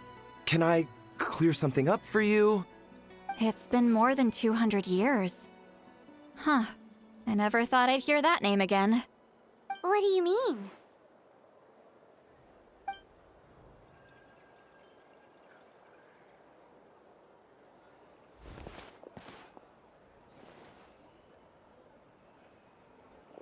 That location is now known as the Valley of Fog. The Chico Mostek Cave is what it was called 200 years ago. Precisely when Huitziling was alive. That means, Monsieur Montluçon, we can confirm the original site of the battle. Once we get there, the evidence we need should be at our fingertips. Just when we thought all hope was lost. I never doubted you, great shaman. Allow me to present you with a gift as thanks. Save it. Flattery won't get you anywhere with me. Wait, Mr. Montluçon works in publishing. You're a huge fan of light novels, right, Sweet Lolly? Maybe he could get you some that are out of print. Really?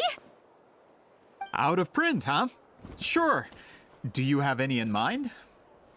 Well, if we're talking collectibles, then the first edition of Shogun Almighty reborn as Raiden with unlimited power is a must. It's the first major hit of the isekai genre. Several editions have gone to print, but copies of the first edition are exceedingly rare and valuable. I see. There's also its sister work, Pretty Please Kitsune Guji. It was Yae Publishing House's attempt at gauging the new market trends. It's opened the door to a new genre after readers grew tired of isekais. The sales speak for themselves. Actually, Yae Publishing House released a limited edition not too long ago, but it's almost impossible to get. Anyway, I'll take those two. Sorry, I'm not sure I caught all that. What were the titles again? Reborn as Kitsune Guji? These two titles are among the most successful and well-known works in the entire industry. You're telling me, as someone who works in publishing, you've never heard of them? I'm a merchant from Fontaine, after all. Regarding this particular genre from Inazuma, I'm afraid I lack your level of expertise. Amateur.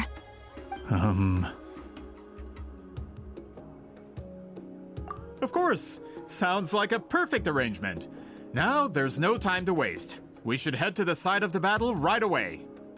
Once we get there, it'll take a bit more work to determine the actual location. Right now, all we have is a general idea. Well, I'm sure Miss Sitlali can help us with that. Have you even looked at the time? It's already evening, and I have important plans tonight. You expect me to work through the night? Well, what do you think, traveler? Okay, we'll find a place to rest for the night. When should we meet tomorrow? He's persistent, huh? How about noon? Do we have to wait that long? Great shamans have important matters to attend to in the morning.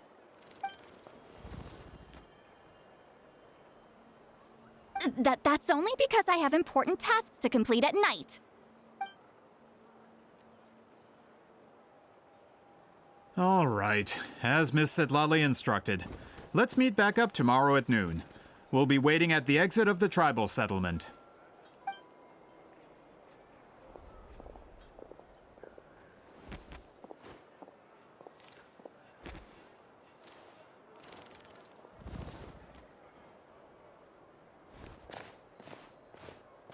Sorry, I just wanted to ask, is Granny Eatsley satisfied with my answer? Yeah, of course. You really helped us out. Oh, good. I'm glad I didn't offend her somehow. You're really that scared of her? To be honest, Granny Eatsley almost never interacts with ordinary tribespeople like us. Everything we know about her comes from rumors. She's a powerful shaman who's lived for over 200 years. As a great hero, you're probably the only one who isn't intimidated by her.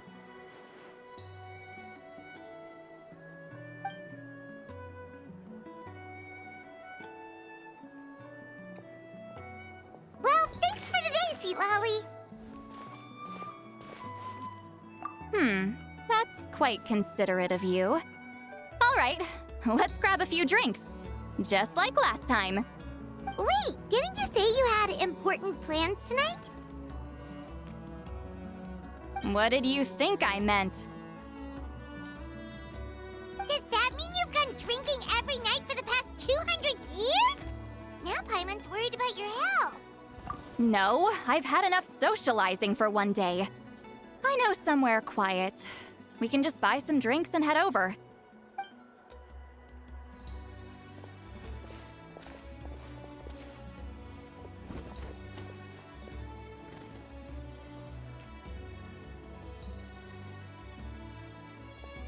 Which will also give us a chance to solve the mind reading issue. Considering the necessary spell work, I'd rather do it in private.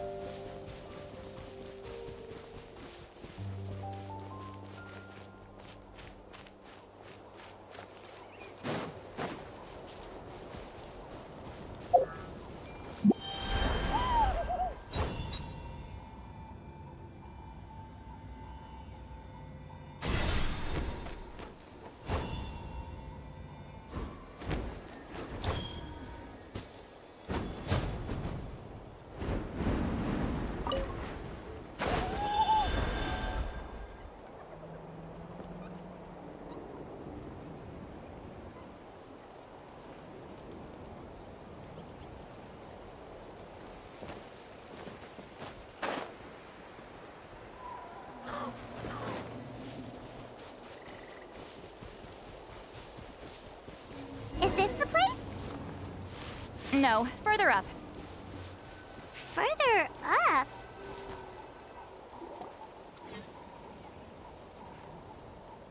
Whoa, this is like a secret base. Sometimes I want the fresh air, but not the company. So I come here. Let's see if my stash is still here. Ah, great! The halberd crest birds didn't eat my snacks.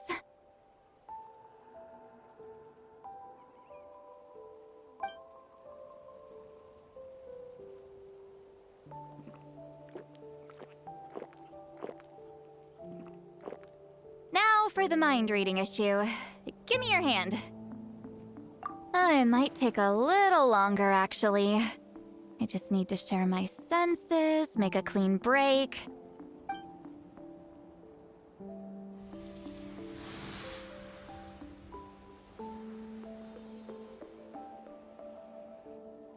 And that should do it, right?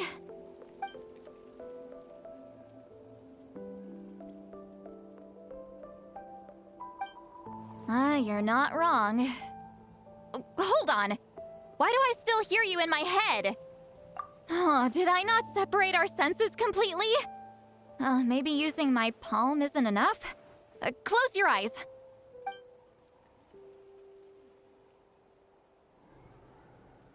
Oh, please work, please work. A great shaman should be able to handle this. Okay, what about now? Huh? And now? Huh. Whenever I try to remove the effect, it just flips direction and gets worse. That was just to help with the spell. Ah, shoot. I still hear you.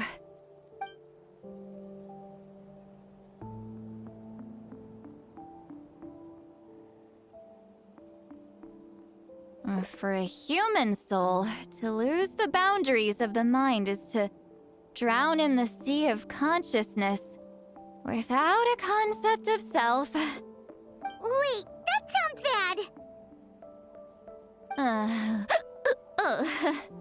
I read that in a light novel. When it comes to the real world, I think it's pretty accurate. Is he Lily drunk? She's not making much sense. Anyway, we'll just have to leave it for now. Hearing the traveler's thoughts isn't that bad, right? You should just tease him. That's what Paimon would do. It's just... I'm not good at this. I'm not used to being close to people. Sorry, I said we could be friends, but I guess I'm not ready. I'm used to being Granny Eatsley. Someone intimidating, someone people are scared to approach. I don't have to deal with people that way. Yeah, Paimon's been wondering, why do you insist on living so far away? You could easily become a leader of your tribe, someone everyone loves and respects. When you live as long as me, a person is like a flower. The color draws you in. You water it to see it bloom. It rewards you with its fragrance, but it doesn't last. With the passing of the seasons, everything withers away. You can try to water it, but it will never bloom again. Even if the same plot of soil is covered in flowers the following year, the one you remember won't be there. That's just how it is. Most of the people in my life will be gone one day, just like a flower. Getting close means losing friend after friend for hundreds of years, until the weight of their memories crushes my soul. If people don't care about me, then I don't have to care about them. It's better if the people in my memories are nothing more than fleeting strangers. See, Lolly. You won't live as long as me, so you don't have to worry about that. Really? Then you should understand. Nearly everyone you know will be gone one day.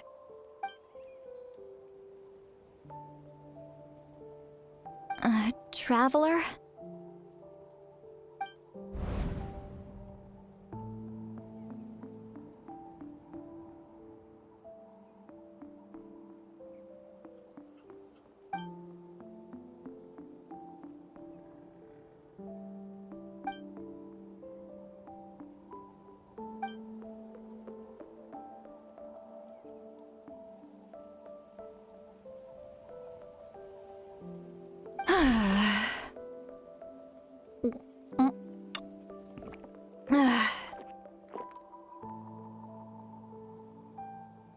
Is something wrong? Stupid mind-reading side effect won't go away. It's not like I want to hear you complain about me all the time. Okay, she's definitely drunk. See, Lolly, maybe take it easy? At this rate, you might sleep past noon tomorrow. I'm not drunk. I remember everything the traveler said. Just gotta think of a response. I'll think of something. Uh-oh, not this again. Is she asleep? I'm fine. Can get home by myself. Is she talking in her sleep or talking to us? She seems kind of out of it. Bye. Gonna walk back alone.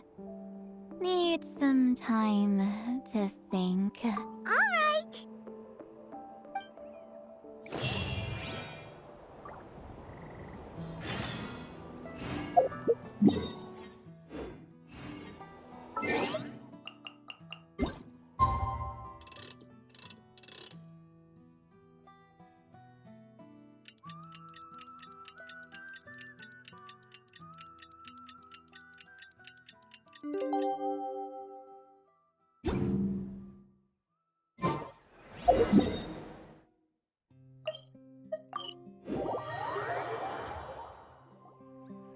This should be the place we decided to meet yesterday. Who knows if Sweet Lolly will show up on time? She drank so much last night, she might not even be up yet.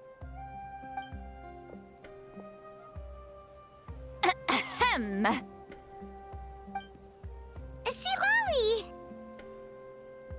no need to sound so surprised.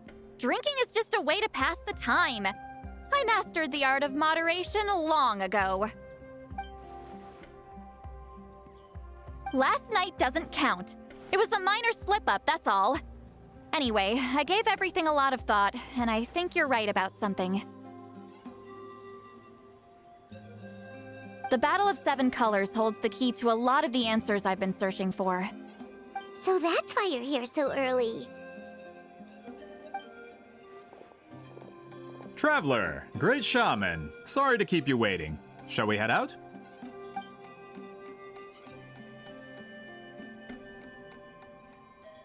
Just follow me. I'll confirm the location myself. Of course.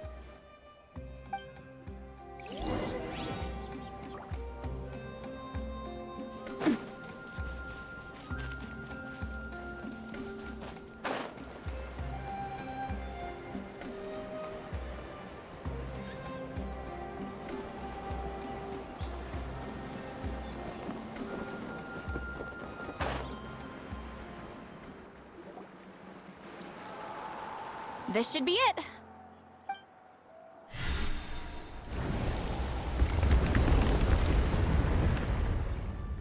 So the battlefield is inside this place. That could explain a lot of our academic questions. Don't lose focus. Once we get to the actual site of the battle, all the evidence needed for publication will be at our fingertips. Everyone ready?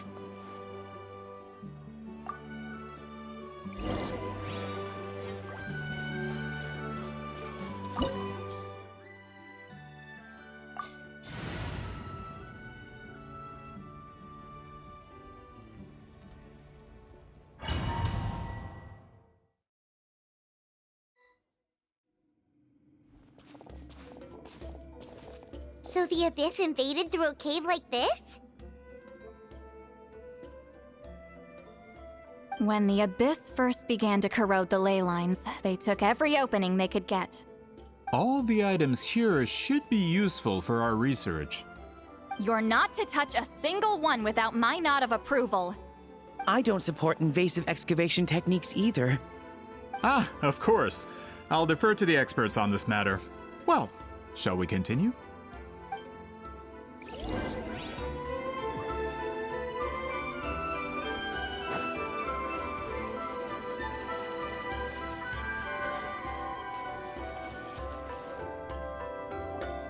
There are weapons here from every tribe in Natland. The battle must have encompassed the entire nation. Sounds like we're getting closer to what the legend describes. But all we can really say is that a battle took place here. There's still no evidence of any colors or some elaborate maze. Wow, you're really invested in the Battle of Seven Colors. Well, it's the reason I came to Natlan in the first place. Grudok, send some of your men to search the area. We might miss something all grouped together like this. I'd like to cover all our bases. All the bases. You got it. Don't jump to conclusions. Of course this isn't the site of the actual battle. We have to keep going.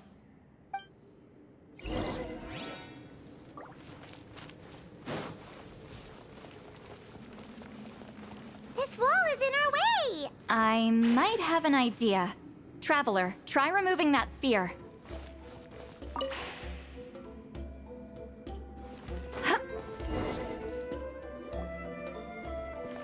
Whoa, we passed straight through! What was that? Some kind of color magic?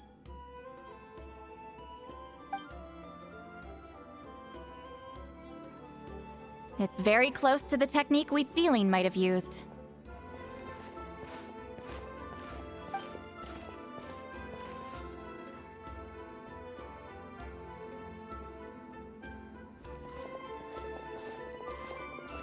That's it?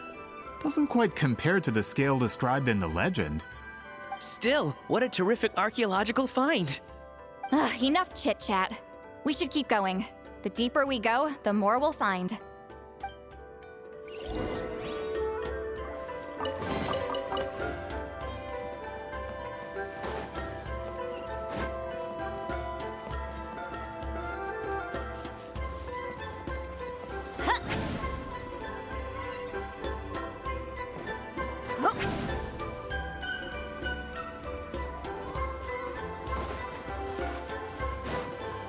Hold on. If we step here, we might fall through. You mean there are traps in here? Remember how we were able to pass through the wall just now? It must have been... Whoa, you're right. We can keep going now.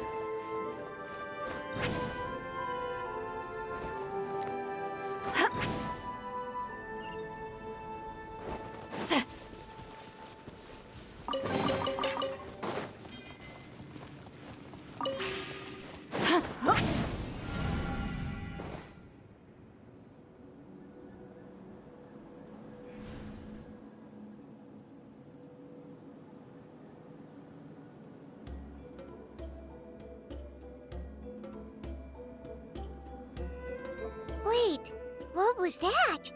What is this place? Look! A maze made of colors. It's real. I can't believe it. Hold on. The quality of this space. This isn't reality. It's a realm of memory. Huh? No. This is a space constructed using memories as a medium. The principle is similar, but the two are not the same. Correct?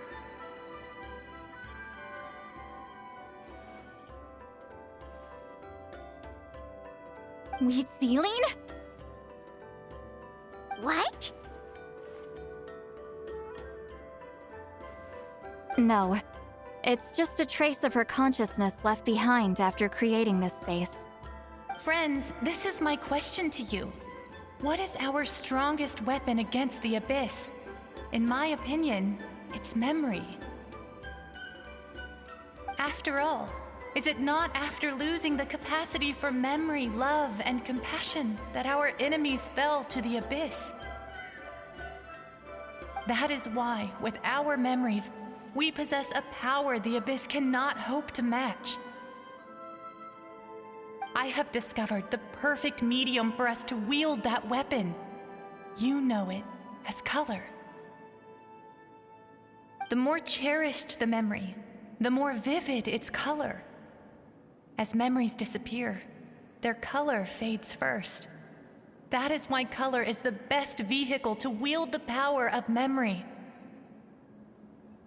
Guided by vibrant colors, your capacity for memory is what will allow you to navigate this maze. Without that capacity, enemies will fail to cross the barrier in front of them and be trapped here for eternity. So, be brave, my friends, and march forward. Any ideas, Sweet Lolly? Sounds like she left a tutorial. Not surprising. She always did have to handhold her talentless students. Follow me.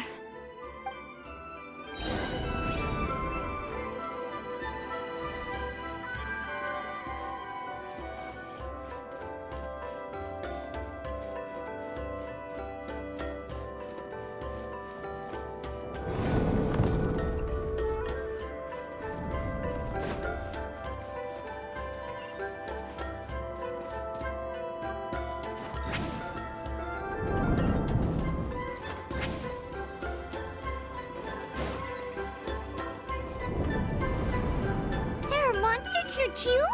Abyss creatures. Likely trapped here for some time. Looks like a few monsters made it out of the battle all those years ago.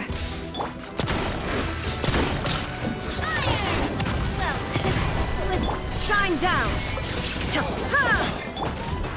Solidify! Watch out!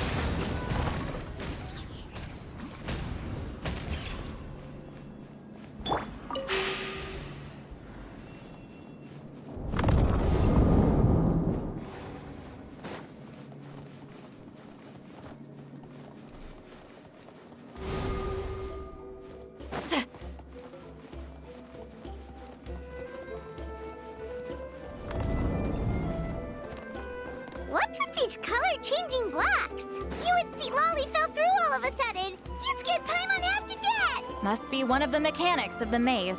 I'm guessing the purpose is to help allies navigate. Oh no, more monsters? Ah, shoot. They're blocking the way forward. Let's get rid of them.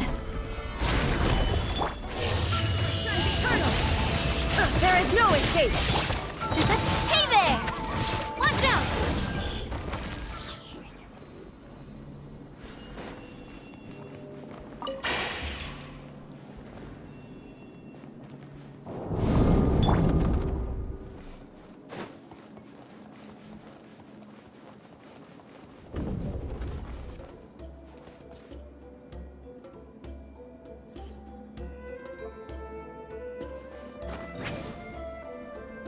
This is so pretty. If not for those monsters, Paimon would have never guessed this was a battlefield. The showmanship's not bad, I'll give her that. Is this a bridge made of colors? Don't sound so surprised. We just need to cross and we should reach the end.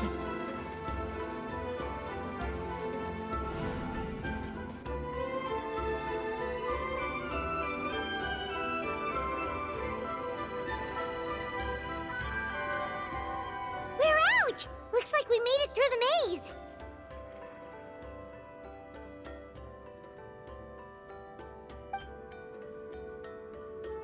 Hold on. This is... Whoa, so pretty!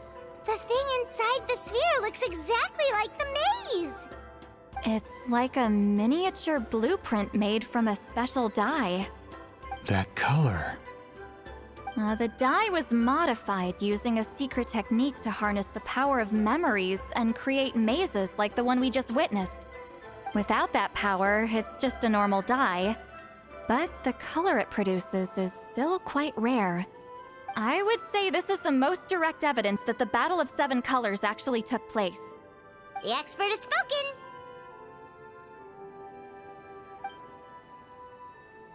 Perhaps I could take a closer look? It's an important piece of physical evidence, after all. No, you may not.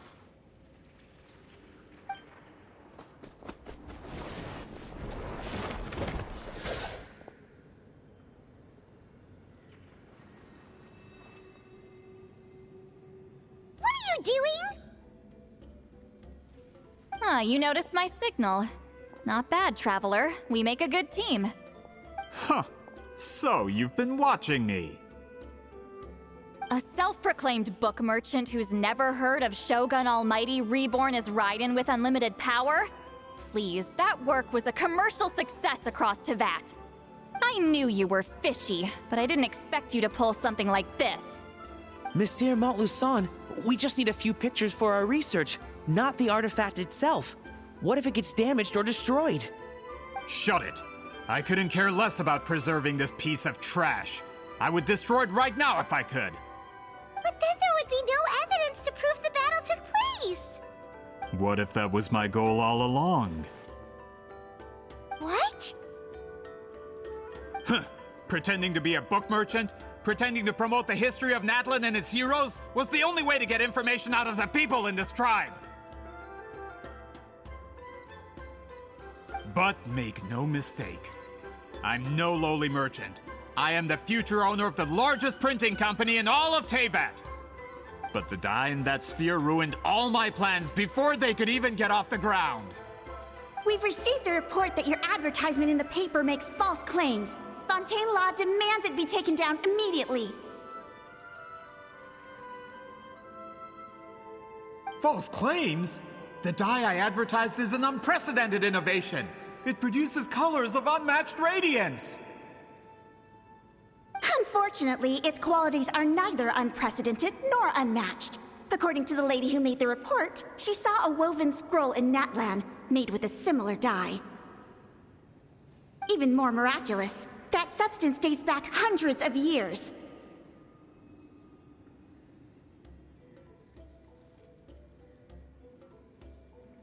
How?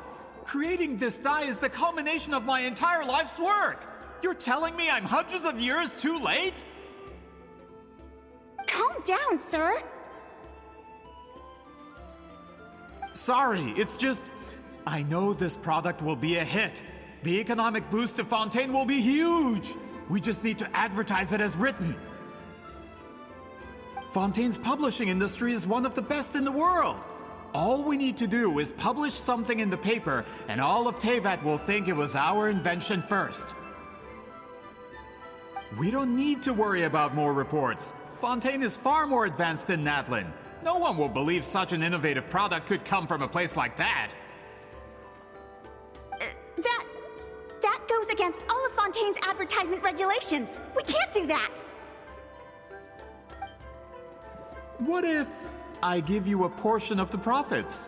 All you have to do is let the advertisement stay. You're trying to bribe me? Careful. I'm dangerously close to reporting this to Monsieur Novelette. Ah. I knew if I was just allowed to market my product, it would be a hit. A bestseller even. I would be a giant in the printing industry. But now, no one will see it as anything more than a poor imitation marketed centuries too late. No matter how good the product actually is, not a single one will sell. Huh. I will never accept that someone from this backwoods, ignorant nation could come up with that dye. Not 200 years before me! Even when the truth is right in front of you? Ha! Truth is in the eye of the beholder. I'm already in the printing industry. I can go into publishing, no problem. All I have to do is destroy this sphere, write a detailed report about my findings, and publish it around the world. Then, the so-called truth becomes your word against mine. Once my report is accepted as fact, no one can accuse me of making false claims. That's awful. What happened to restoring the truth of history? That plan hasn't changed. I will continue to spread my truth for all of Teyvat to see. Ah, you mean a hero of Natlin who's not actually from Natlin? And a great shaman who, according to rumor, abandoned her tribe long ago? From a practical perspective, there's no reason for either of you to stand against me. Shows what you know. Oh, since you like rumors so much, have you heard the one about what happens to people who get on my bad side? Ah, the wrath of Granny Itzli. Like I said, our interests aren't at odds.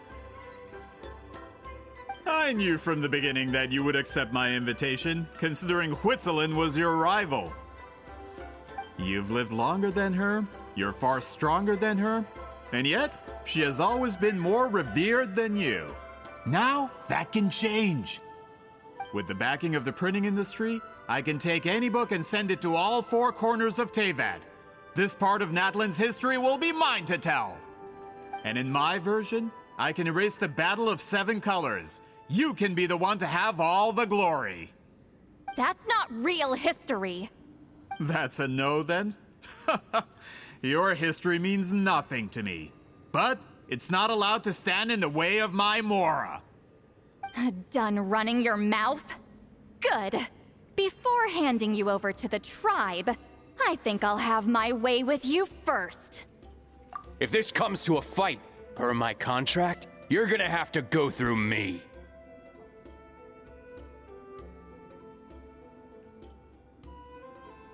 That's right. I didn't pay all that Mora for nothing. Wait, aren't you subordinates of the captain? Why are you helping someone who wants to erase Natland's history? The captain. You actually bought that?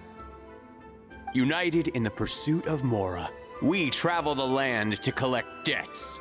Our loyalty is to Regreater, his interests, and his wealth. Regreater? The captain means nothing to them. They serve a different harbinger altogether. Regreater! This man has the potential to become a giant in the printing industry and disrupt Fontaine's economic system. This aligns with Regreater's interests. It's all been a lie from the very beginning! I don't care who you serve. When it comes to punishment, I don't discriminate.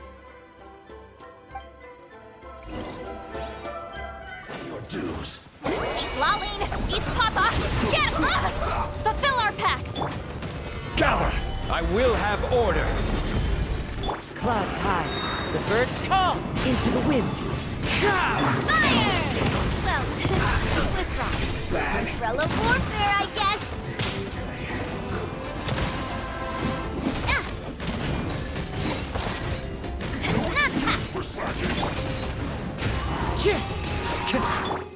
Get to work! Illusion shattered! This is order. You two! Time to end them!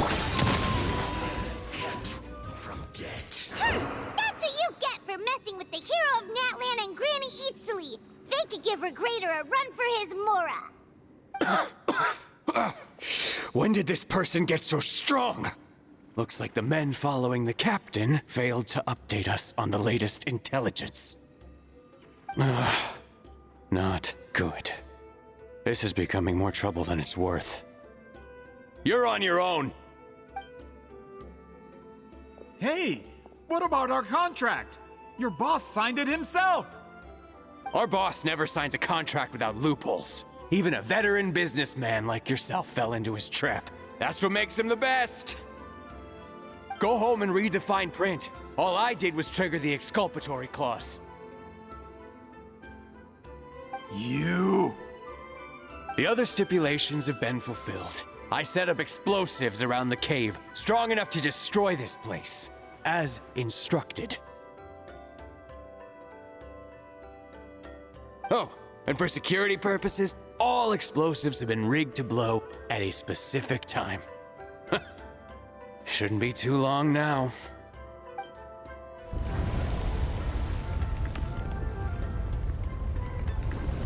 What? This whole place is gonna collapse? You were supposed to wait until I made it out! Are you trying to kill me? That depends on how fast you can run. I'm off. Oh!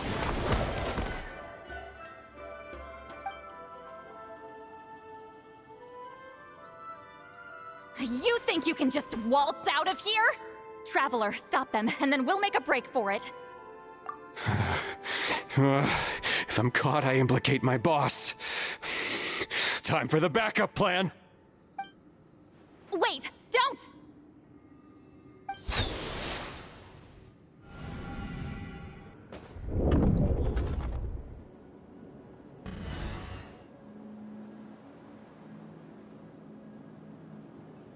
Where are we?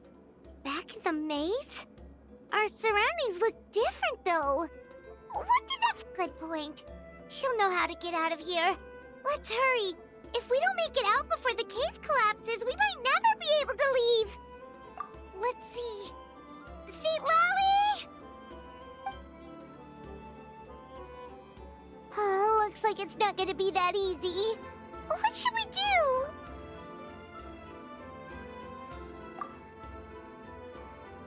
The special color? The one you saw in that woven scroll? Why would it... You're right. Lead the way, traveler.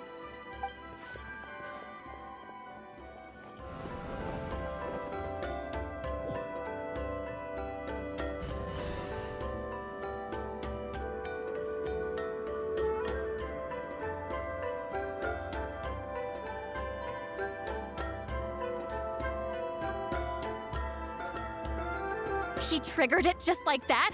If the technique isn't activated correctly...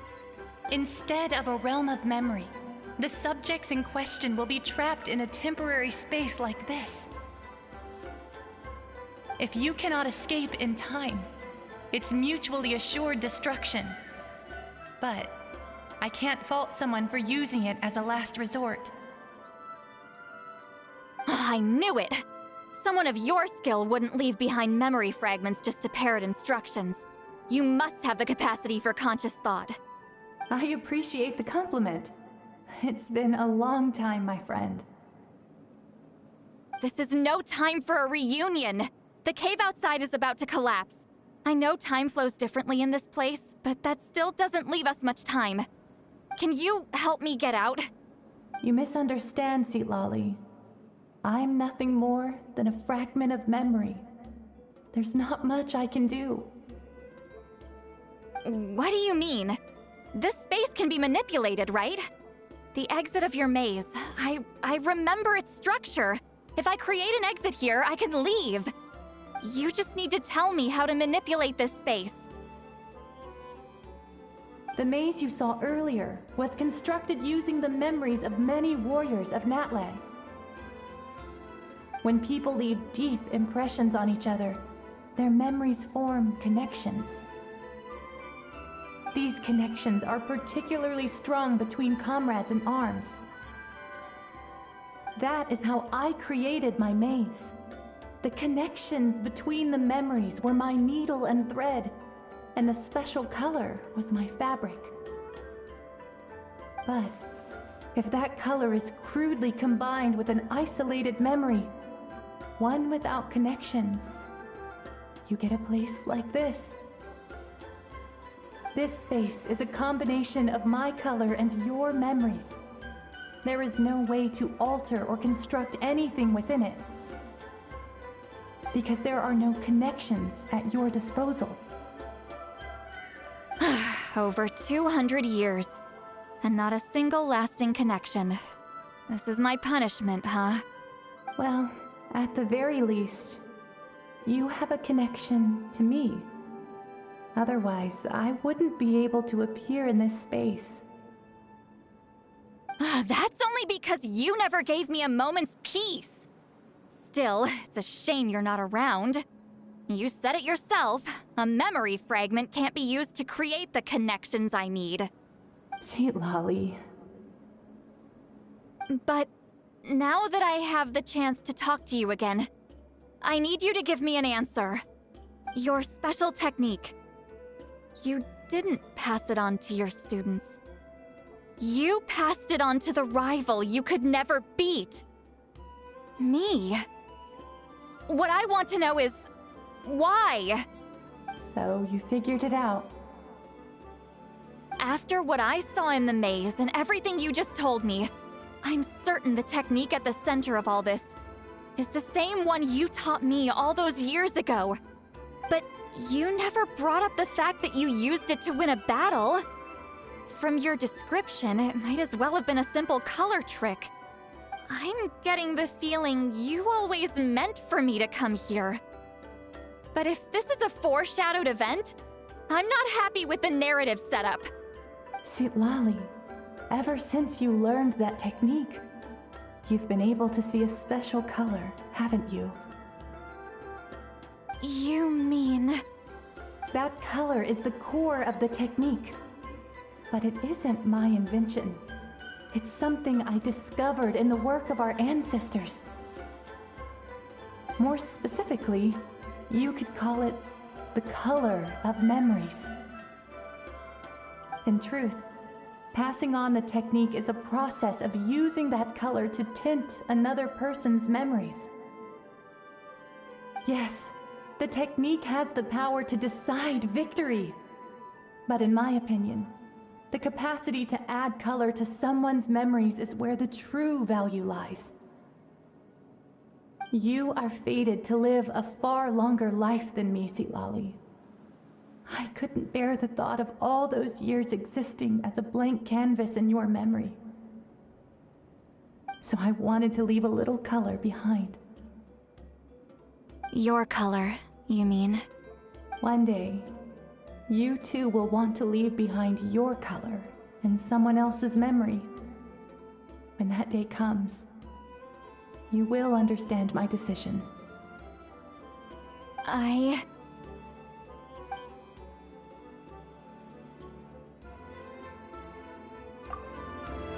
have to get out of here. That's the only way to rescue them.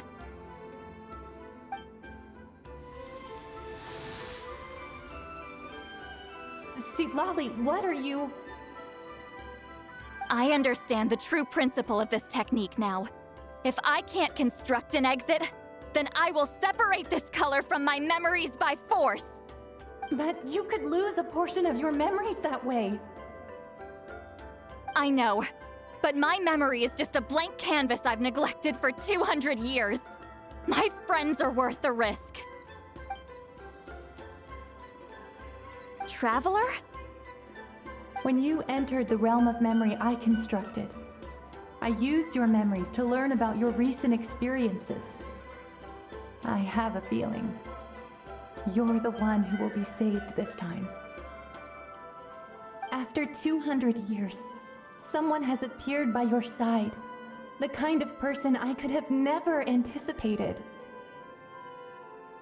The Night Kingdom harbors Natlan's memories, and the Traveler's connection to that realm is incredibly strong, surpassing even the shamans who worship the Lord of the Night.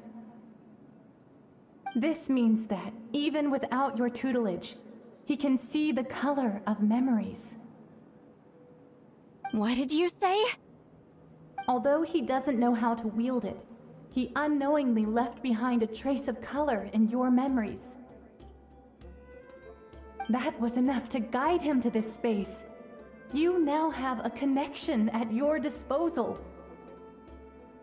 Well, Sitlali, it looks like part of this was foreshadowed, but the rest is a surprise. Traveler? Traveler! That's Sitlali's voice! She's just up ahead! This is goodbye, my friend. Your memories over the past 200 years are much more than a blank canvas. Cherish them. Wheat ceiling. Sitlali! Paimon! Traveler! Hold my hand.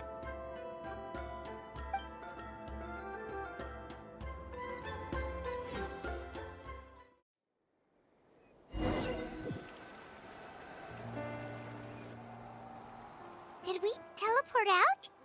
Man, that place was so... Woo! We made it out just in time!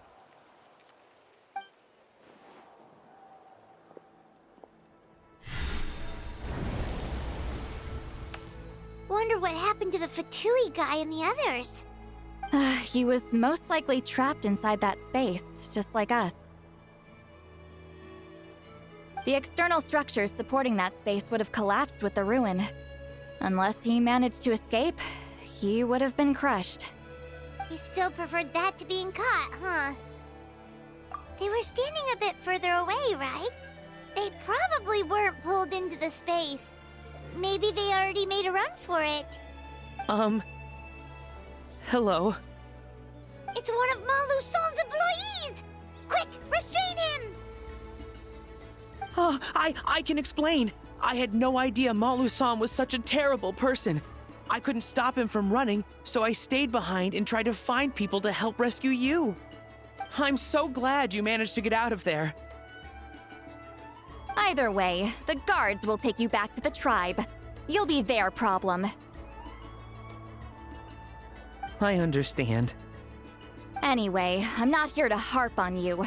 I just need to know one thing. Which way did he run? He went that way, but I'm not sure if you can catch up. That way? Unless he suddenly grows a pair of wings, I think we're okay. Traveler, Paimon, come with me.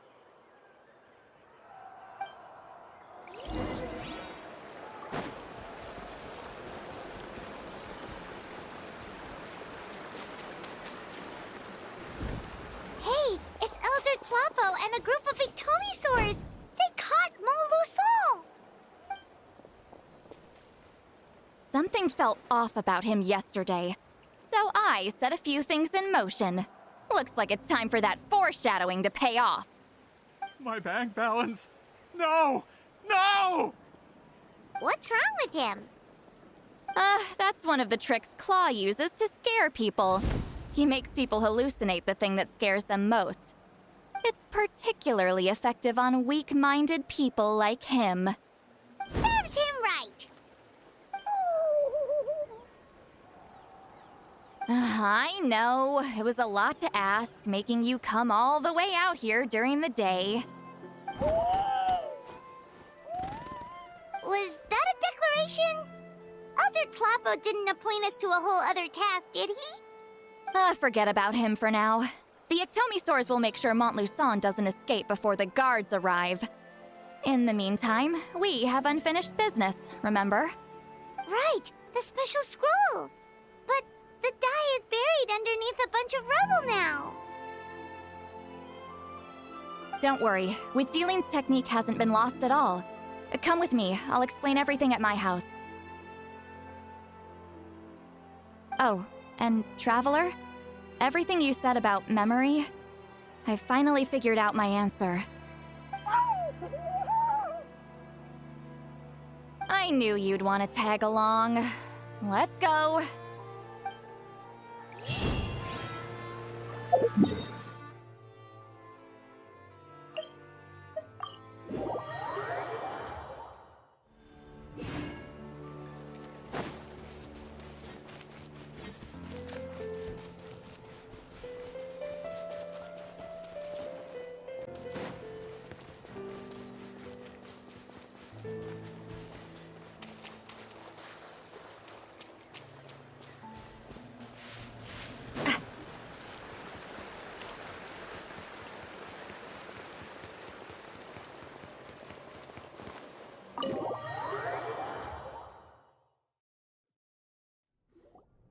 Now, when it comes to weaving the scroll itself, you don't actually need to lift a finger.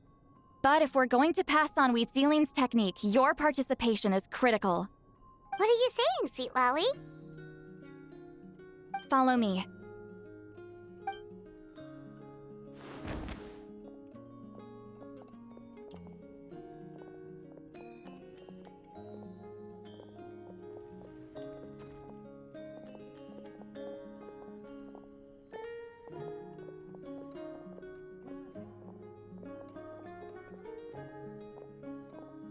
Whoa, look at this place.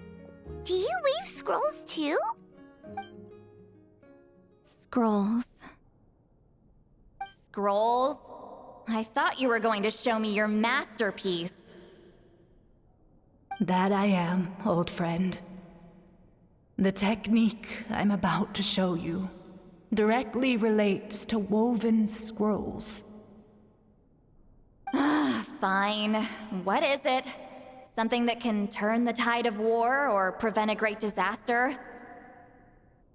You probably want to challenge me, right?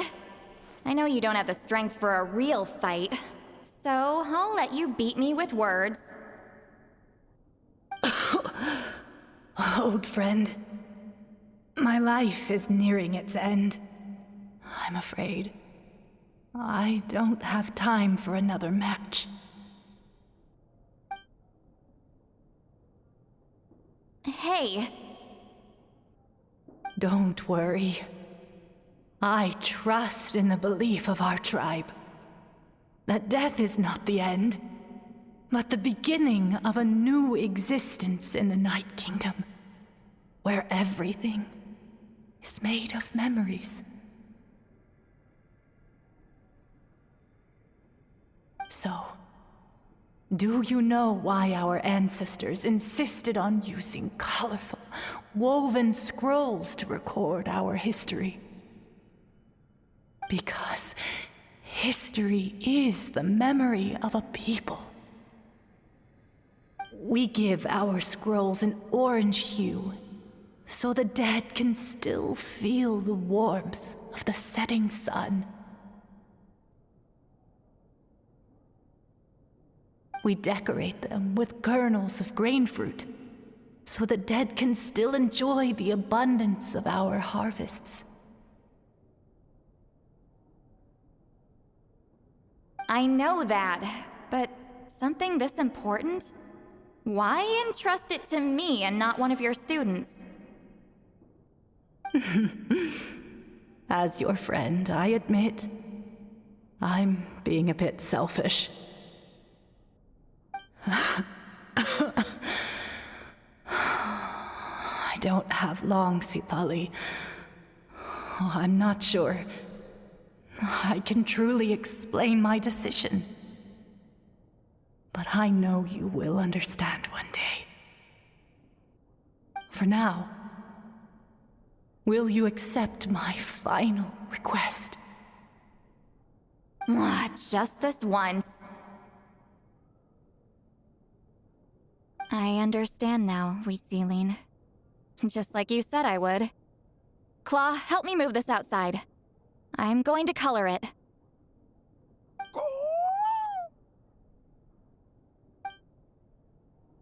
Traveler, Paimon, come with me.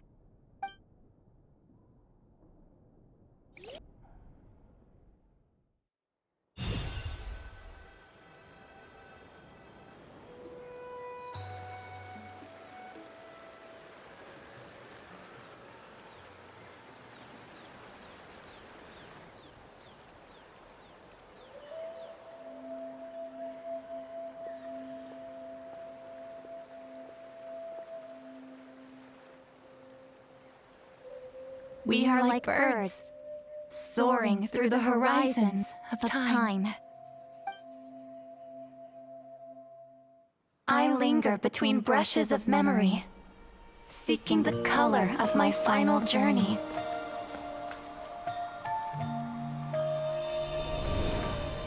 When I get there, may there be feathers to paint the sky, shades of rose.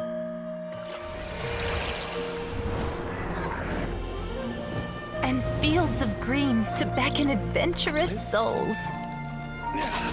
And azure oceans with which to sail into the unknown.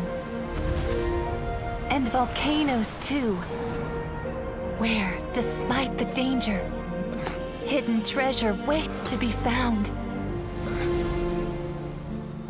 And graffiti art, of course. Without that color, just imagine the dullness of night. Anything else? In the end, I hope everyone remembers my color too.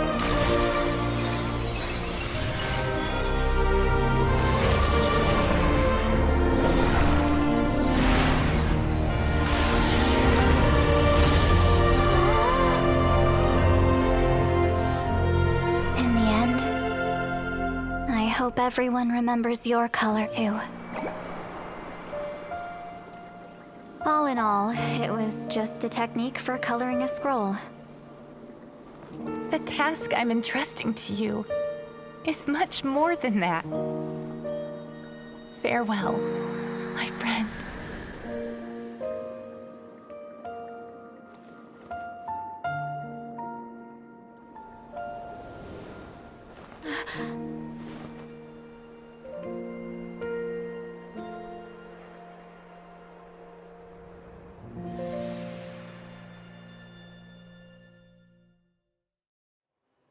I knew you would understand.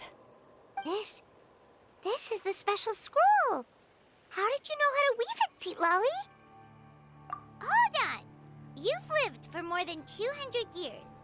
You know how to weave the special scroll. That must mean you're the one behind the gifts from the spirits. Oh, well, it's not like I wanted to interact with the appointed. So whenever I delivered the scroll, I used illusions to confuse them. The fact that it turned into some kind of divine intervention is because no one was skilled enough to see through my tricks. You've carried the duty alone for all these years? Even if you don't like interacting with people, why not teach someone else how to do it? Traveler, you can see the special color, right? The essence of that color is memory. That means completing the special scroll is a process of searching for color within your memories. Passing the technique on to someone means sharing your memories with them. You need to leave traces of your color in their memory, and they must do the same. Even though I only confirmed that today, I've had suspicions for a long time.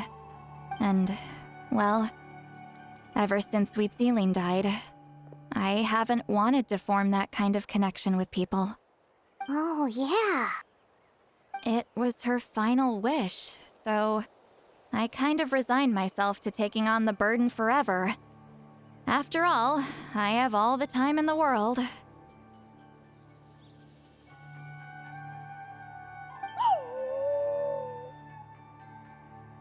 But Claw never stopped appointing new candidates to weave the scroll, despite knowing exactly how I felt about the situation. I knew exactly what he was doing. And yeah, if I ever did share my memories with someone, I guess that person would be a friend. But it never got to that point. This time, though, you win, Claw. Take this.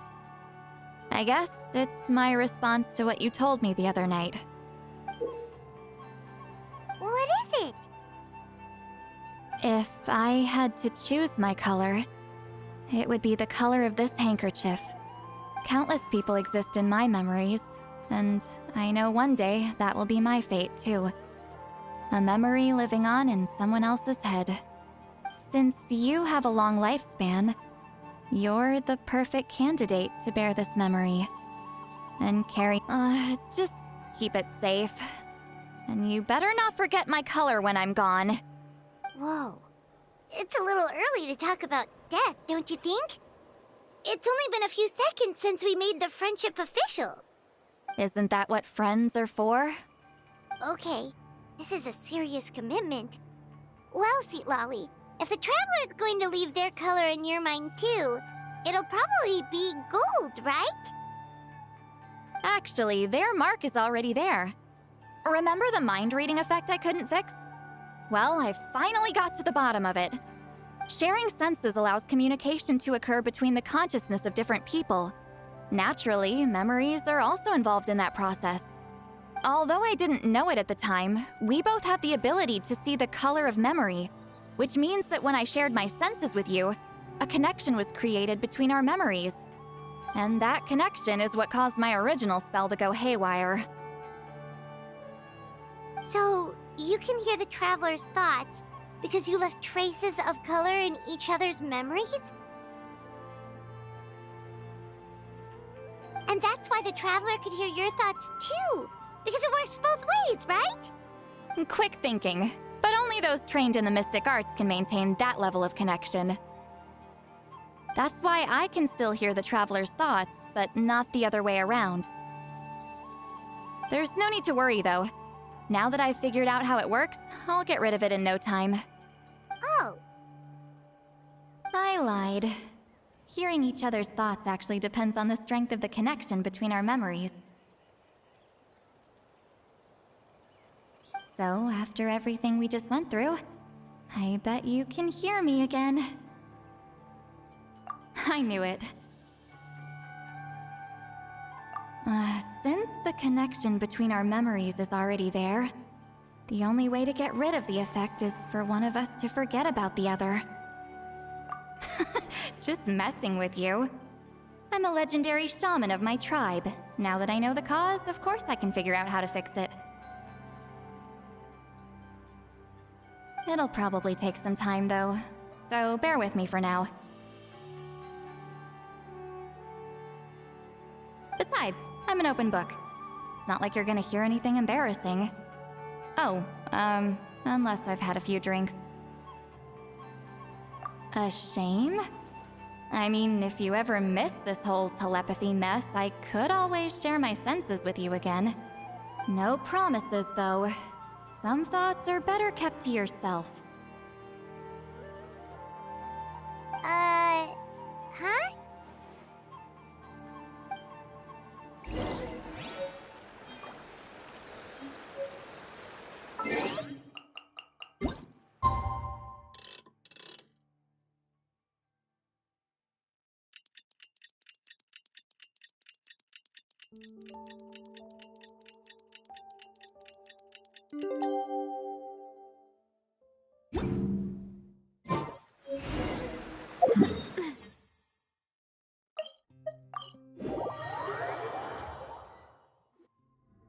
Ah, you did it? Your investigation into the Battle of Seven Colors must have been fruitful indeed. I do hope you share what you learned. Wow! The scroll is finished already! Elder Talapo's wisdom is never wrong. Yeah, we should explain. Take it away, Traveler!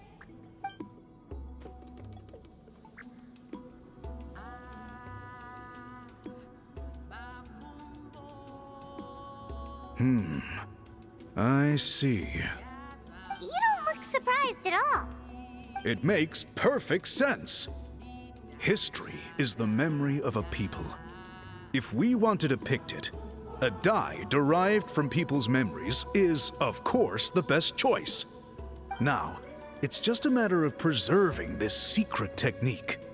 From your description, it sounds like learning the technique requires the previous holder to share their memories. Well, yeah. In that case, I must work with our priests to reinvent the technique based on the principles you described. After all, memories are precious things, meant to be shared with those closest to us. I cannot take that choice away from you, Traveler. You completed your task admirably. Finding a way to carry on that legacy is now our duty. All right, we'll leave that to you. And please pass along my thanks to Granny Eastly. We interrogated the Fontanian merchant she apprehended, and it turns out he is the reason some among our tribe started to question our history. He hired people to spread misinformation about the Battle of Seven Colors. The recent friction within the tribe is entirely his doing. We now have a record of his crimes, and will begin working with Fontaine authorities in a few days. So he was behind the controversy in the first place. Guess it's easier to investigate when people are already questioning something. Anyway, that clears it up. People don't just question their history out of nowhere. Until we meet again.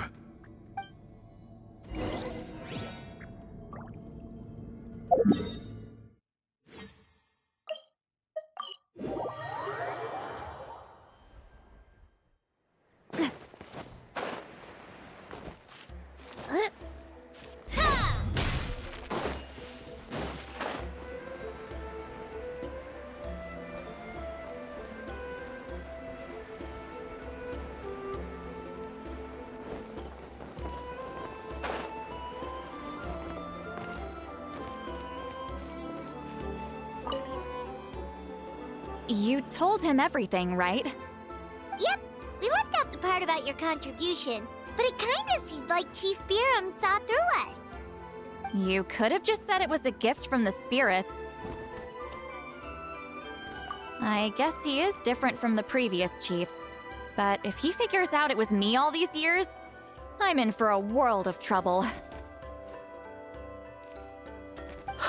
There you are. I've been looking everywhere for you. Oh, it's the other Fontanian researcher. He wasn't taken away with his boss? Please, call me Allier.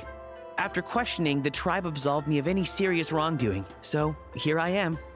I'll be heading back to Fontaine soon. No employer means no funding, after all. But I wanted to finish my investigation first.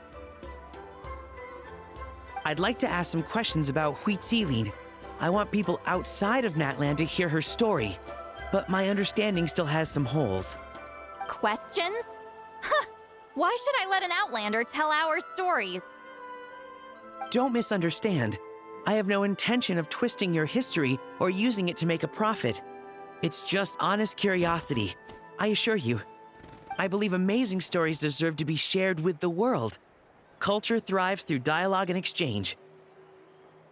All right, you can ask your questions, but be quick. I have important plans after this. Important plans? Oh, thank you very much.